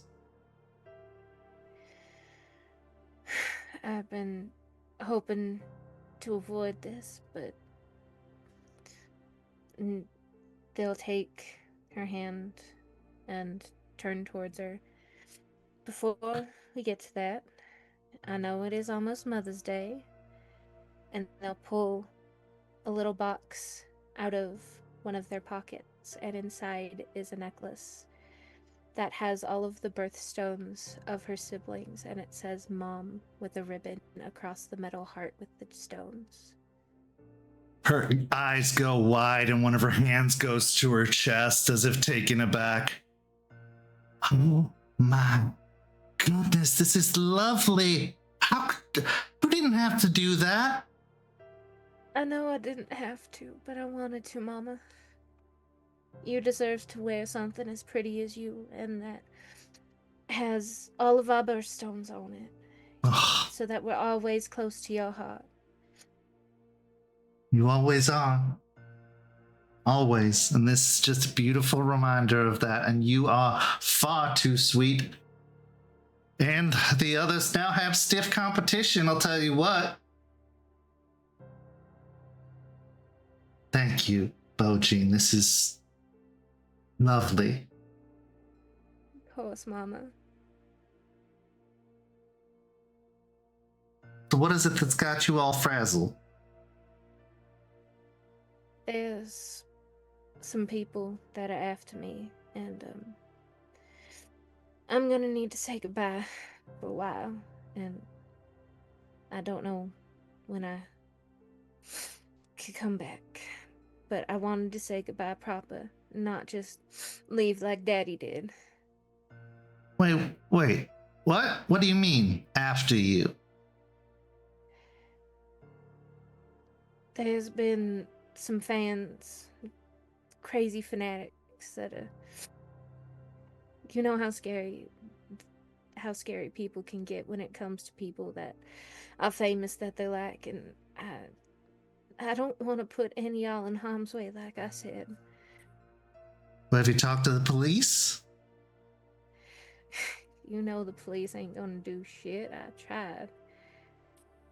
I don't know about all that. Famous celebrities get all kinds of special treatment. I ain't that famous, Mama. I'm still an upstart in the terms of the world. Well, what about private security? I've got some, but I'm still worried about y'all. We're fine, darling. We got this big old house. Your brothers come by all the time. Everything's gonna be okay. You don't need to go doing something drastic for us. But I do, Mama. I can't let any of y'all get hurt again under my watch. Now, Beaujean, you listen here. Your brothers, your sisters, and I, we're fine. We take care of ourselves. But also, we take care of you. And we can't do that from afar. You just put that thought out of your head this instant and know everything's gonna be fine.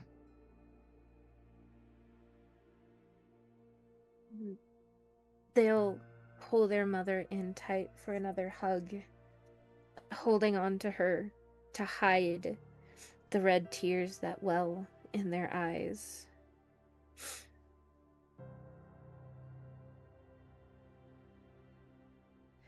Mama, I care about you so much, and it would kill me to know that any of y'all got hurt because of me. I can't let that happen.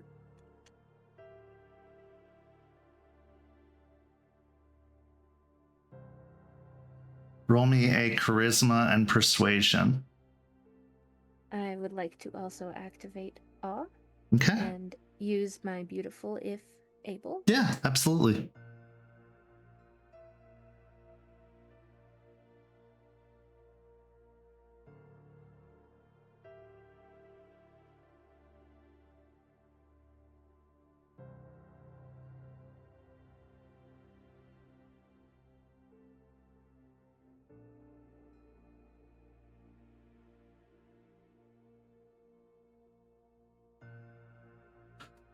Okay, 6 successes. You feel her tremble. And then her shoulders shake a little bit as a quiet sob breaks out.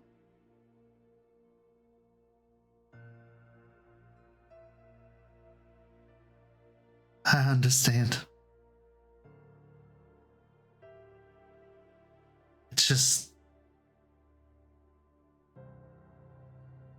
I just got you back. I know, Mama. I know. And it kills me to come by and say hi and then leave for who knows how long again. But I really can't. I can't let any of you get hurt because of me.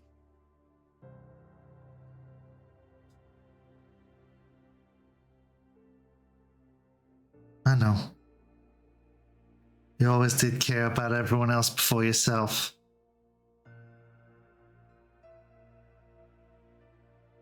Just promise me you'll be safe and you won't be gone long. And as soon as you get back, I swear to God, Beaujean, if you don't come right back here, I will come find your ass.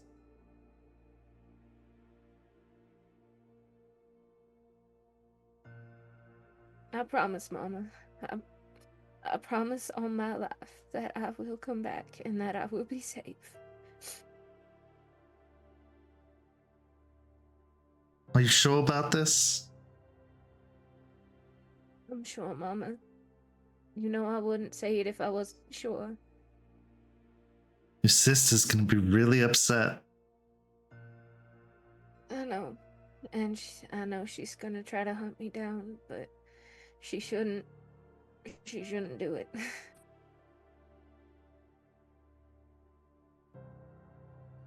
If this is what you want, Oh, I'm gonna miss So- you something terrible. I'm gonna miss you too, Mama. And no, this isn't what I want, but it's what I need to do. And sometimes the needs outweigh the wants. She sits back and she grabs a napkin off the table and starts wiping her eyes.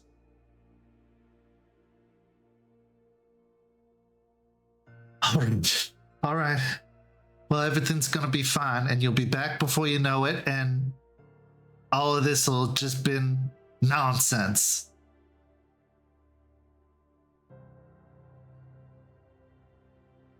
Do you have to go now?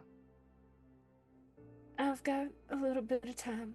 I don't have to leave right away. All right, then we'll just put this messy business to the side for a moment and just enjoy this. Do you still have Papa's old guitar? You know I couldn't get rid of it. I still remember your favorite. Would you play it for me? Absolutely. She'll take the guitar, make sure it's tuned right, and start playing Two Black Cadillacs by Carrie Underwood. As you play, as you talk, as you enjoy this feeling of home, as painful as it feels not knowing if or when you'll return to this feeling, all good things must come to an end, and they happen so much quicker for kindred than they do for humans. Because humans, life is precious because it ends. So it makes those moments mean more, gives them more weight, more gravitas. But for kindred, it's just a memory, and a memory that more likely than not eventually will be forgotten as the centuries roll on. So as it gets late, she walks you to the door. She gives you the tightest of hugs and a kiss on the cheek. She, of course, has a Tupperware full of leftovers that she shoves into your hands, refusing to allow you to give it back. And eventually you say goodbye. As you walk off the porch and down towards the car, unable to hold back the streaming red tears that start to spill out of your eyes,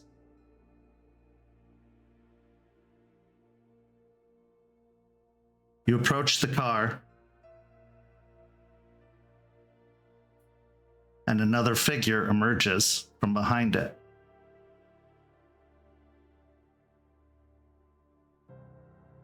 A figure you haven't seen in a very, very, very long time.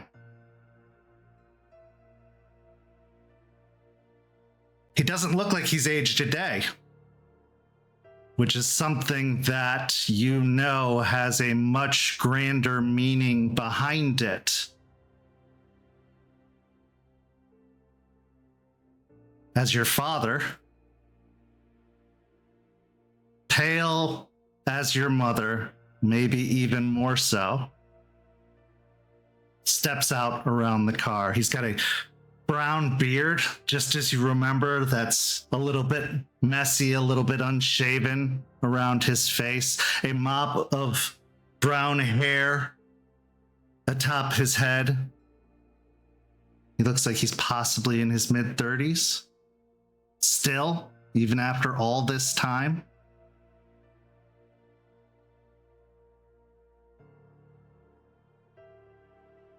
Annabelle, darling, we need to chat. That ain't my name anymore. And what do we need to chat about? She'll wipe the red from her eyes and set the Tupperware inside the car. I know I'm the last person you probably want to see, but I also know you just experienced something awful, and nobody knows it better than I do. You left almost 20 years ago without a fucking word. I know. I thought you was dead. I was. And you know that. Now better than ever. Why now?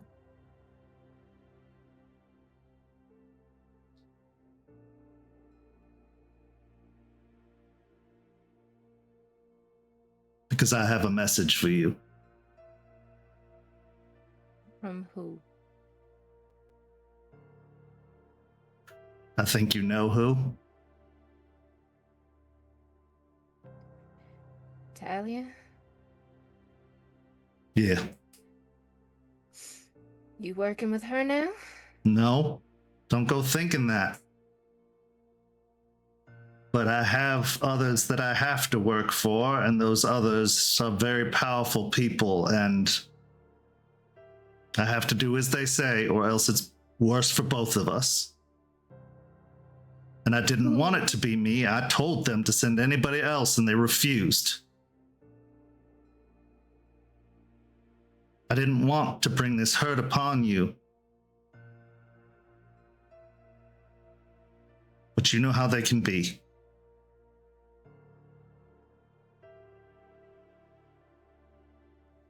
So what does the bitch want?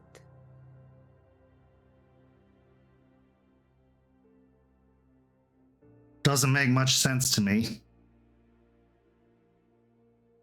But I'll say it anyway, because if I don't, very bad things happen.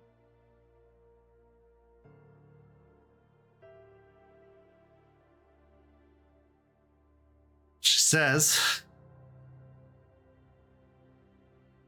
this isn't the last goodbye you're gonna say.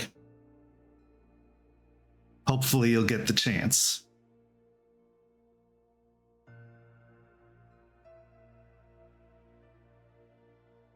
The fuck does that mean?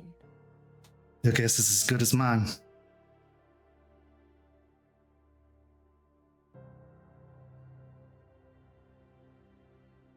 If I were you, I would leave.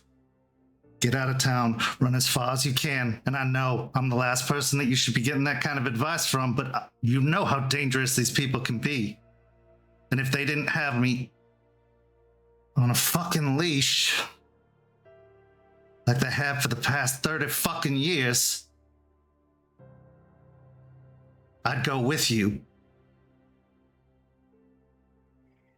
Why don't you come with me? Break that leash. I ain't ever known you to try to stay with a leash. So why now? Why not run like you always have? I could.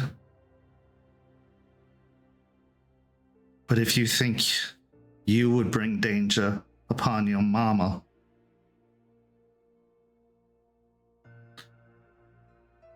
you can't imagine the danger I could bring upon you. I can handle it. They're in my head. I hear them all the time. Who is them? All of them.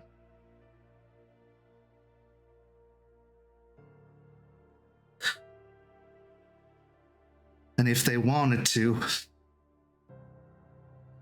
as they've threatened to do before, if I don't listen, they will make me destroy myself. Or you. And I can't do that to you. aside from Tal. Are you working with Bateman?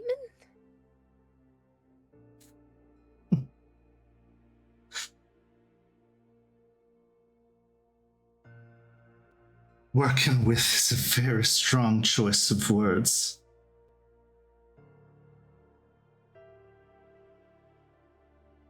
But no, I am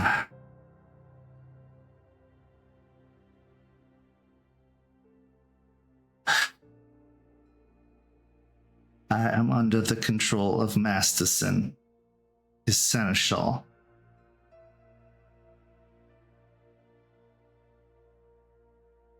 And that man is undeniable. He can make you disappear. He can destroy everything you've built. He can undo you. And my sire passed me off as a debt.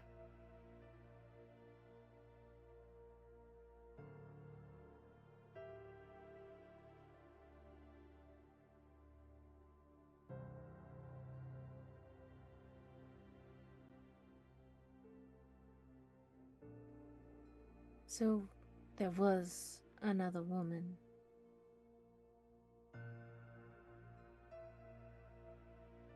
Not a woman.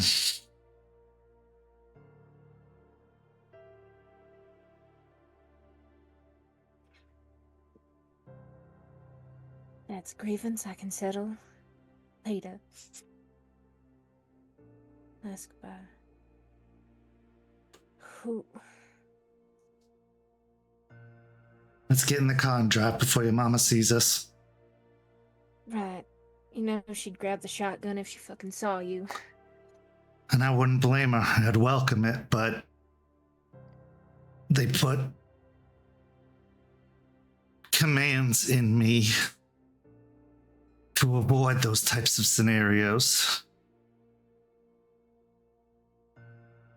Oh, fucking damn it. Alright, get in the fucking car and Beau will go around to the driver's seat and turn on the car.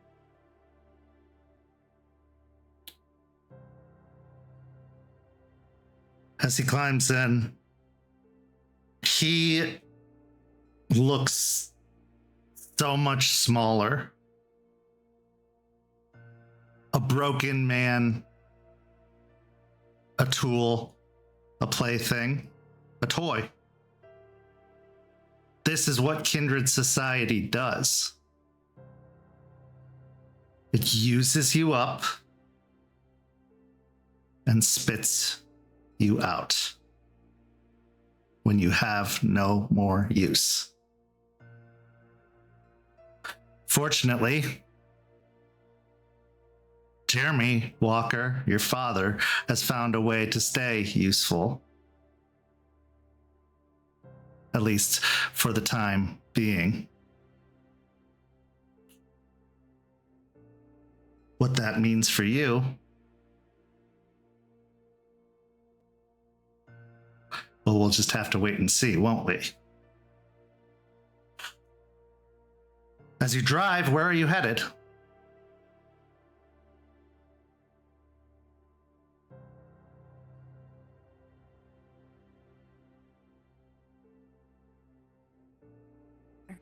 They know it as a safe space, middle ground. Sorry, I broke Place up. What'd you say? That they'd head back to the bar. They know it as a safe space. They couldn't take him back to Solomon's, and Valentina's apartment has been empty since the incident with the werewolves. Okay. As you arrive at the bar, it's late, it's closed up for the evening, but you have keys. You've had keys for a while. As you approach the door, roll me a wits and awareness.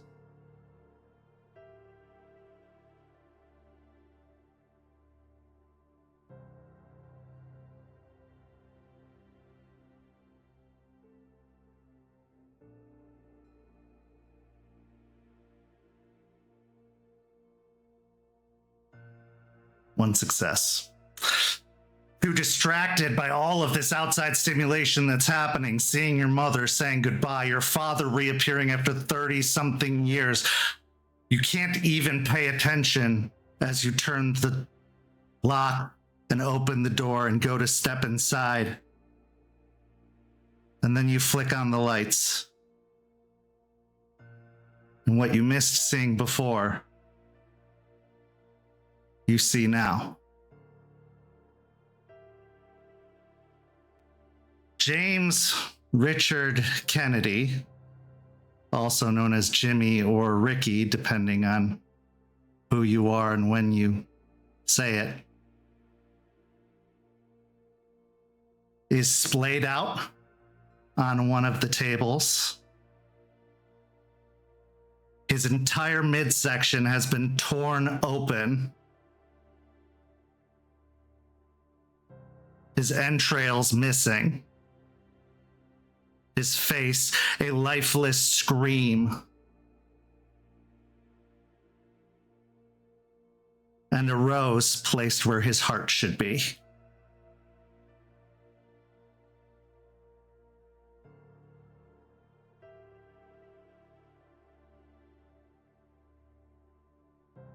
We move on to our final scene of the evening. Simultaneously, that same night, just a few short blocks away, August, you've gone to meet with Solomon to check in, catch up, maybe report on your findings after your meeting with the Drowned Court. Thin blood has a lot of advantages, but one thing it can't avoid is the hunger that comes from waking up. So go ahead and make me a rouse check to wake up for the day. Now, fortunately, you don't have to blush. One of those small benefits, small mercies. That's a fail. So your hunger goes up. What's your total hunger at now? 2. Manageable. But the beast has a little bit more edge, a little bit more control. And if you hadn't been so busy concocting your latest vial of haze, you probably would have stopped to eat, but you're a busy man and you got a lot of things to tend to. So as you arrive at the Walk and Roll, the Chinese restaurant where you know Solomon to do most of his work, you pass into the kitchen through the sparsely populated dining room. It's open late this evening. Not sure why, as it's a little bit later than normal, but doesn't matter. You have a target, you have a focus, and that's all you're going to care about as you pass through into the kitchen, past the sounds of clanging pots and pans and stoves being turned on, flames erupting around a pan that makes you flinch just a little bit before ducking into the office belonging to Solomon. He must have been expecting you because the door was slightly ajar. And as you walk in, there he is, sat at his desk like usual. Doberman, ever vigilant, standing nearby, arms crossed over his chest. August, good to see you. Have a seat. Of course. And he'll look over both of his shoulders to the rest of the room. Are we expecting someone else tonight? And he'll take a seat. Oh no. Let's just say we're having tryouts for some potential product. Nothing you need to concern yourself with. No, of course not. You'd let me know if it was something I had to be concerned about. Of course I would. I always have your coterie's best interests at heart. Yes. As do I. Speaking of them. Speaking of. Yes,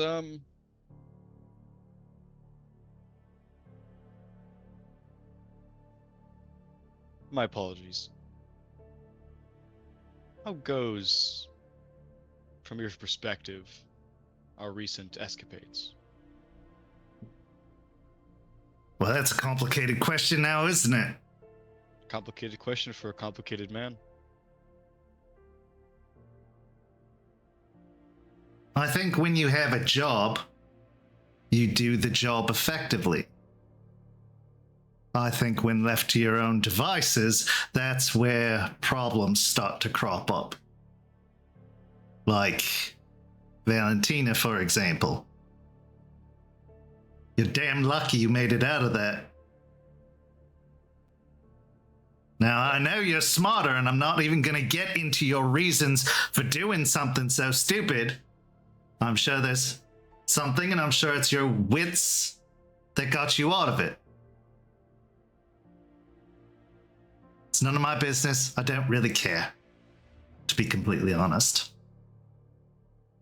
I respect you enough to know you must have had a good reason to take such a risk.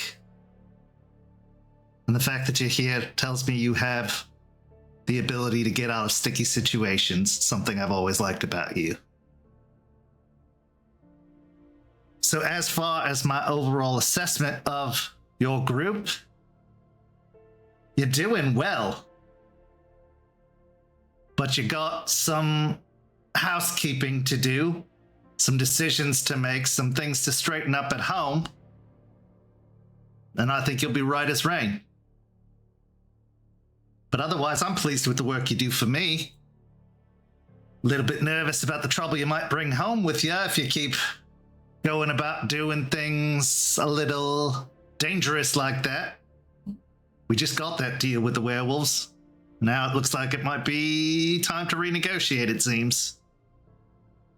Already. But I don't blame that all on you, August. I hope you know that. Just, general concerns. How about you? How do you think y'all doing? I agree with your assessment. It's good to keep us busy. Keep ourselves useful and on task. But, speaking of, when we're left to our own devices and reasonings, I've come to tell you what I can about what you told us to do and some of the things that the drowned court, as they call themselves, and I thought our name was a bit cliche. I know, pretentious, right? Well, you know I know a thing or two about that, although I try to stray from it as much as I can, especially in these recent nights. I will give them points for cleverness considering our locale and closeness to the ocean, but either way. They do have a Tremere amongst themselves, so. And they themselves are a bit damp, you could say. Interesting. I wasn't informed about a Tremere from my contacts with them, but I wouldn't be surprised if they didn't show all their cards right away. As a side tangent, I'm sure you know how useful a Tremere would be to both myself and you. Oh, I know exactly how useful a Tremere would be. Especially for you, but for both of us, certainly. Very few of them stray too far from the tower these nights, and after Vienna, they're all scrambling to hide themselves. Maybe we can let out an arm for them to catch some shade under. Would like nothing more. Is that something you think you can orchestrate? I think it's already been in the works. Good. We spoke to them. Their needs are simple, something we can easily meet. Now, the not so easy part is doing so in a way that keeps them useful to us, at least when it comes to their closeness to the tower. We could rip them from their place, bring them over to our side, and they would be useful there with their own unique talents, but why not have both? Why not indeed? So you are propositioning that they stay in the tower, feed us intelligence and information in exchange for the service we provide? Well, can't take full credit for the idea. They seem very inclined to stay exactly where they are, They want to have the best of both worlds just as much as we do, and I can see value in that. It's that false sense of security they have. Yeah. Being in the tower, not recognizing the pillars crumbling and breaking beneath their feet. But pride comes before the fall. I think they see a little bit. They see the inclinations of the plaster and wallpaper peeling from the walls, and it's all a bit drab for them.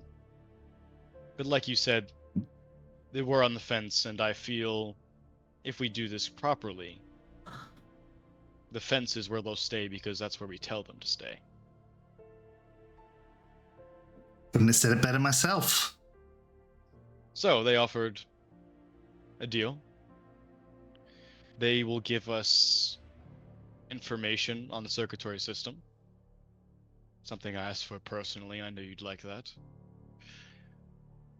They even offered to maybe get us an invite to the castle, I believe it was called, if I remember correctly. We do things properly enough. Might as well call it the cattle market. Well, That's where they do their tasting events. But would be good to see exactly what they're doing in there, how high security is, what kind of vessels they're bringing in and out, means of transportation. There's value in it, for certain. What do they want? they wanted assurances, first and foremost, we could be discreet with their problems before they give them to us. Someone got a bit loose-lipped, and they themselves knew things that they perhaps shouldn't, which doesn't surprise me. But it Like does what? perturb me. Well, that our fourth coterie mate was not in attendance. And perhaps that it was a bit out of our control, that is the reason they are gone. Fucking hell, you've got a leak? We have a leak, Solomon. My mistake. Sorry, I'm used to dealing with more problems than this. We've got a leak. A mole. And they do as well. And that's what they want gone. Right. Well, they've proven to be interesting already. Wonder how they got this information from whom and who they've told it to. But if they're looking to do good business with us, hopefully no one. As for the source of their information, I want you to find that out immediately, because if we have someone in our workings that is telling tales out of school, I want to know about it. Now, I can assure you it was not me, and this one barely talks to begin with, even when we're in private conversation.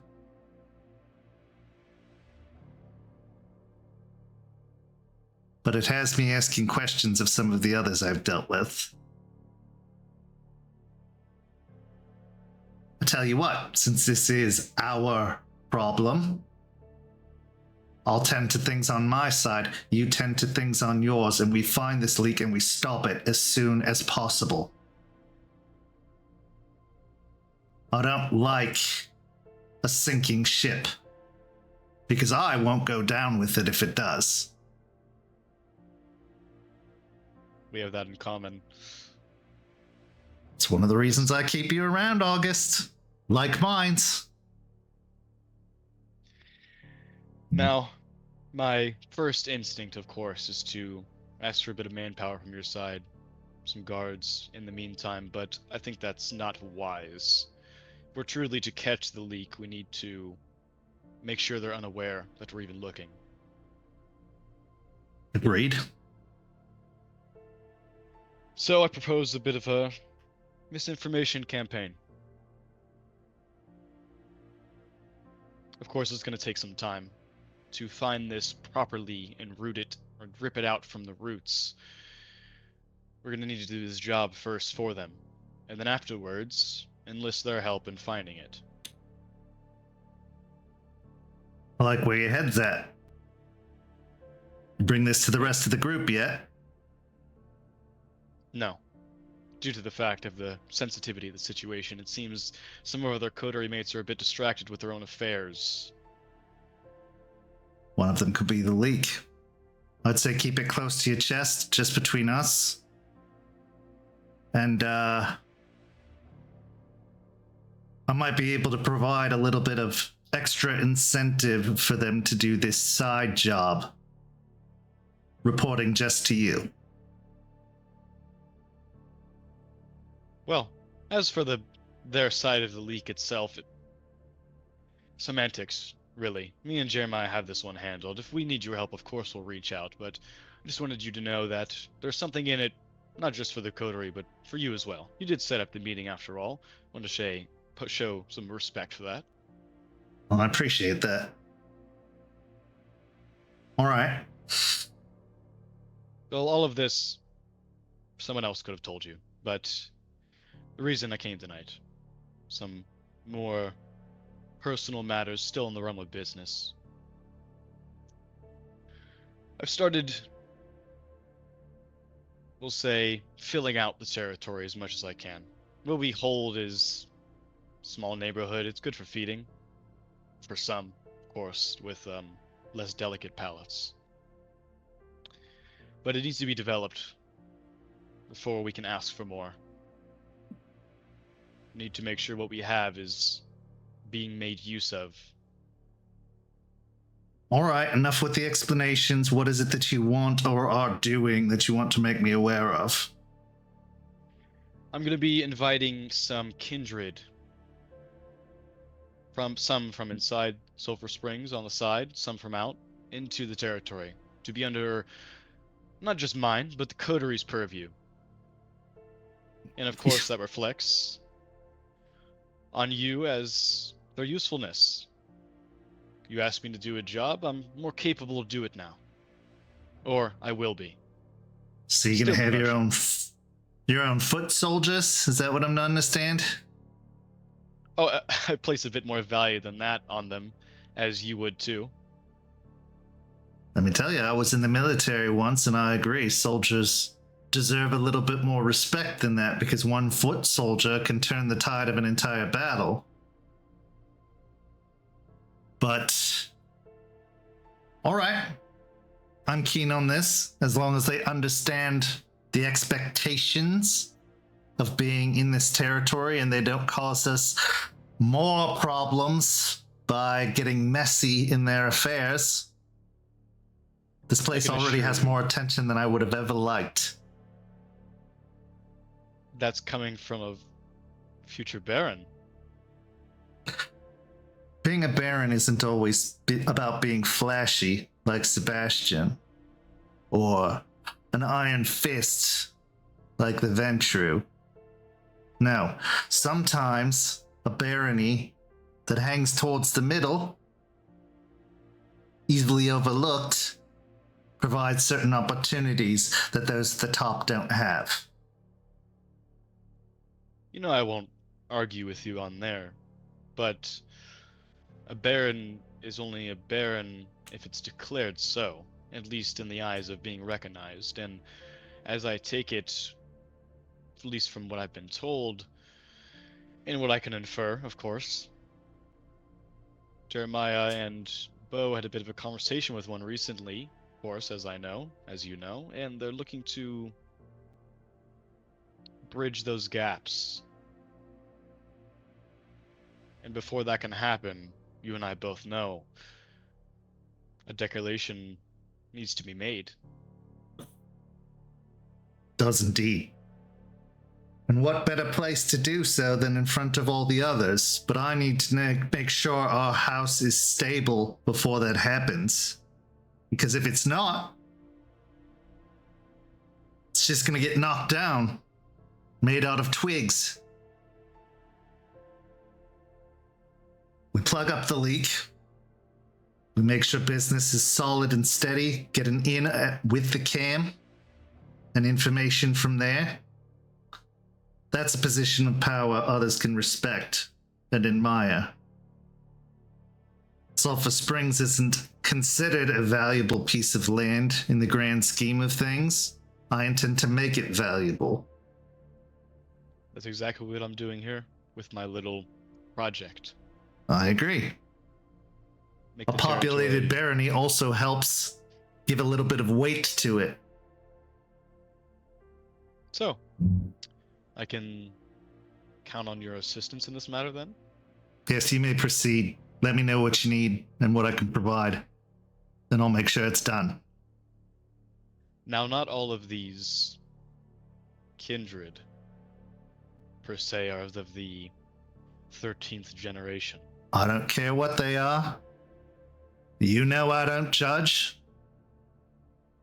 Bring in whoever you think is going to be best, but remember, you and your coterie are going to be responsible for them. So if you are going to bring in any troublemakers, make sure that you set them right before letting them loose. But otherwise, have at it. I don't care if they're Nosferatu, as disgusting as those are to look at, or Ventru or whatever. Thin Bloods, doesn't matter. Bring in whoever you think fits the bill. But understand, every single one you bring in, I expect you to be responsible for. Yes, by a certain mutual ally, we'll say, been motivated to do so, so no need to worry about that. Good. But, I know who my eyes are set on. Do you have any of your own that you would send my way? I might. I'll put out some feelers, but if word has hit the streets about issues that we're having, convincing them is going to be a little bit more difficult. So first priority, like I said, needs to be righting the ship. Of course, just Patching up the plant some holes. seeds. I can start some groundwork there. I had a group that I worked with a few months back before you all got settled. There might be some others within that group that might be interested, but I'll let you know. Good. Productive evening, don't you think? Certainly has been very informative. Now I gotta go shake down every member of my staff and everyone in the kitchen to find out if I've got a secret here that I don't know about. But it's the job of being a baron, I suppose. Is there anything else, August? No, I think that's fine for now. Though I've had the idea of arranging something for our older friend. He seems to like to be surprised, entertained. You know this best, and I'm not asking you to grovel before him, but if it comes to the point that someone needs to go missing, I think disposing of them in a way that helps us more than just them disappearing can be helpful. I'll keep that in mind, but I'm going to caution you, August. Be careful how far you get into bed with them. Because if I know anything about the Zemitzi, it's that they like owning things. If you don't want to be owned, don't give them a reason to. Because everything that's yours, they will make theirs. Everything. It's not just the Mitzi that is true for, but I see your point.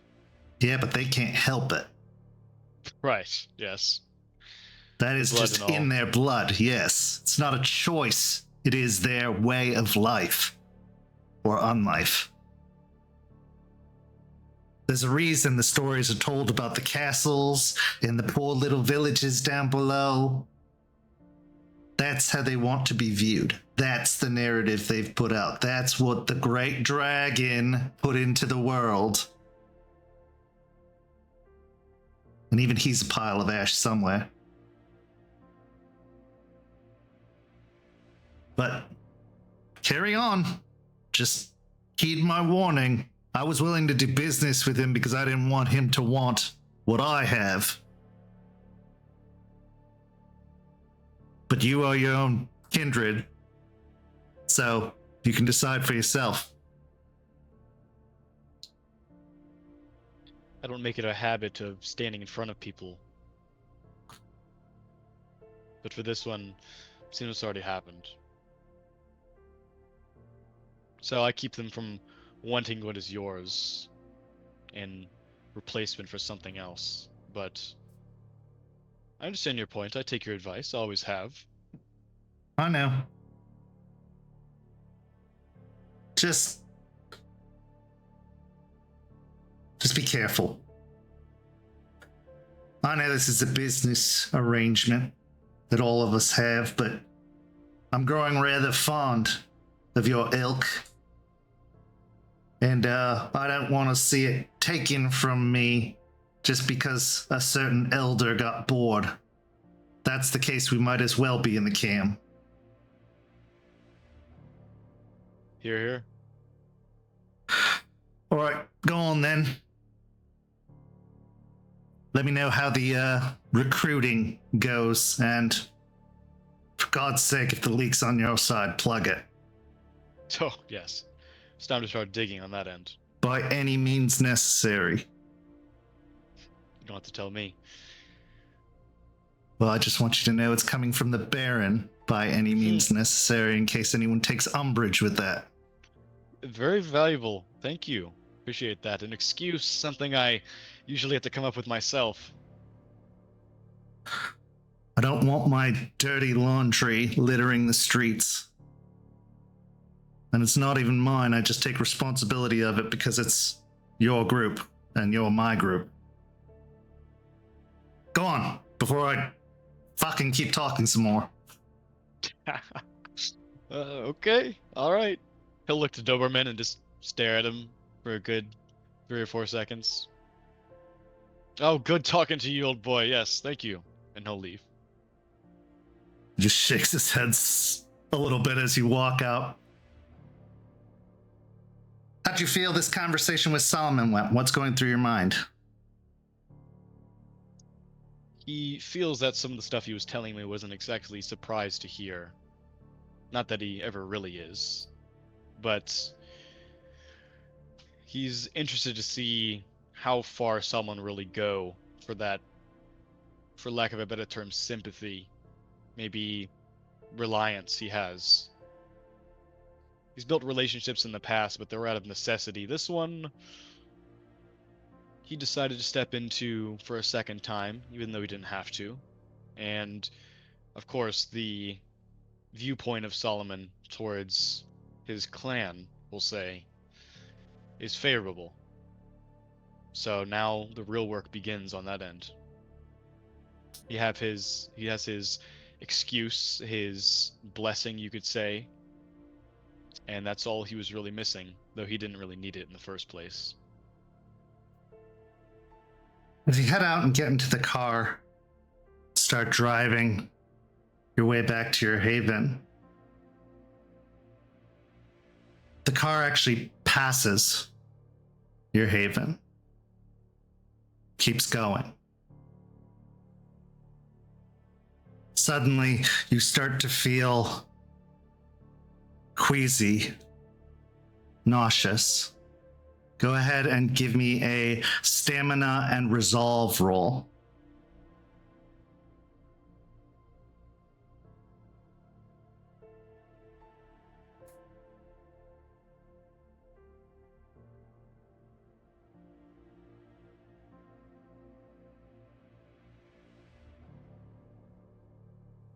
So I spent one willpower, and I got 2.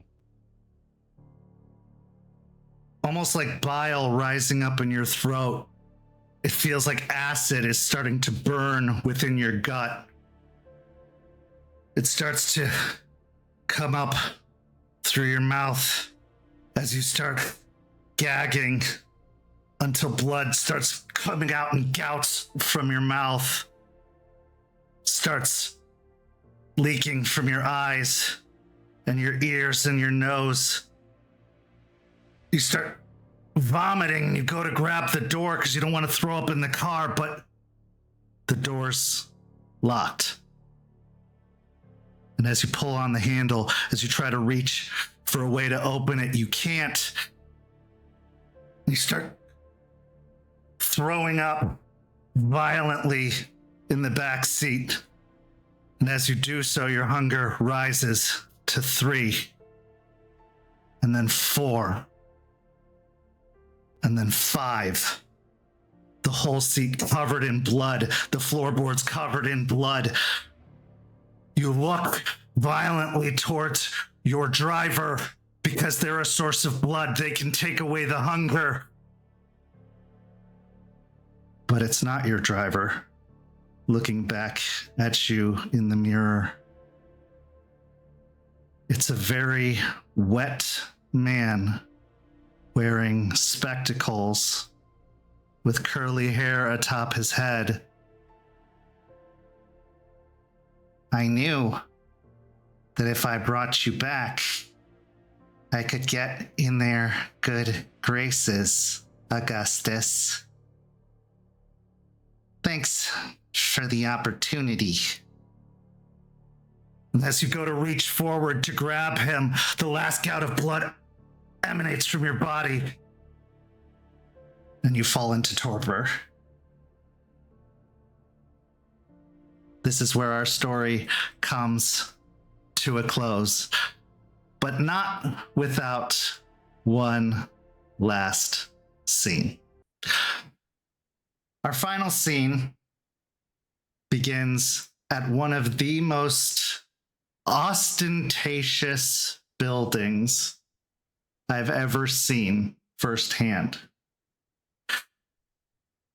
Clearwater, Florida is often mistaken for Clearwater Beach, the top 10 popular beach in America.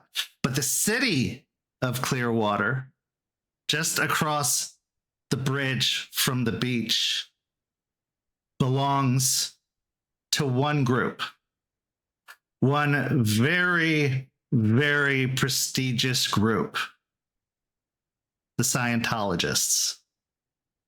The problem with Scientology is it's a fucking cult based off of science fiction. And yes, I'm saying that to any Scientologists who watch this.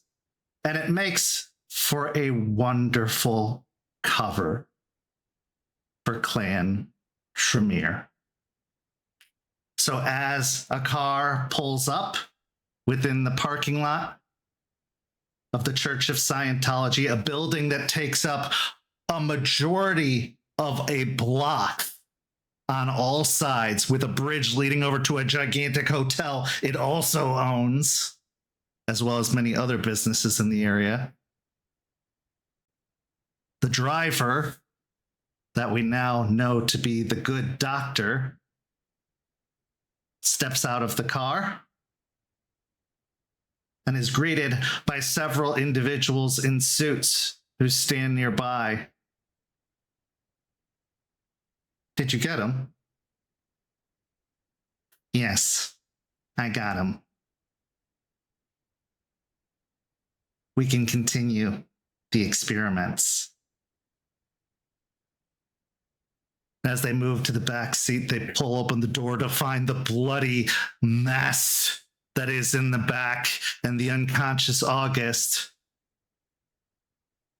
One of these suited men, and looks disdainfully down at the bloody mess, but reaches in and pulls him out, starts walking towards the brightly lit entryway to the Church of Scientology. We then see some blue and red flashing lights pull up on the curb. And as the uniformed officers of the Clearwater Police step out, they give a nod to the suited man and start cordoning off the block. As August is taken inside, there are these large statues of the Thetans holding up an orb. And as August's bloody body is taken past the statues, one of the statues moves. This is where our story comes to a close. Thank you so much to these amazing players. Thank you to everybody watching at home. Go follow St. Pete by Night on all of that social media you see down below, and sign up for our Discord to become part of our community, and sign up for our Ko-fi to see the behind the scenes of all of the amazing shows that we have going. And you can see the behind the scenes of this very program, as we are going to do Rosebud Thorns over on the Ko-fi following this. So go sign up. It's as low as $5 a month, and we really, really, really appreciate it. We're going on a break. All of our programs are taking the next week off, so you won't see us again for about 2 weeks after this, but stay tuned. We will be back with a bunch more content in just over a week, with the return of Rage Across Tampa, the return of Hellhounds, and the return of Red Tide Rising. For these amazing players, I'm Kent. Thank you so much for watching, and we'll see you next time.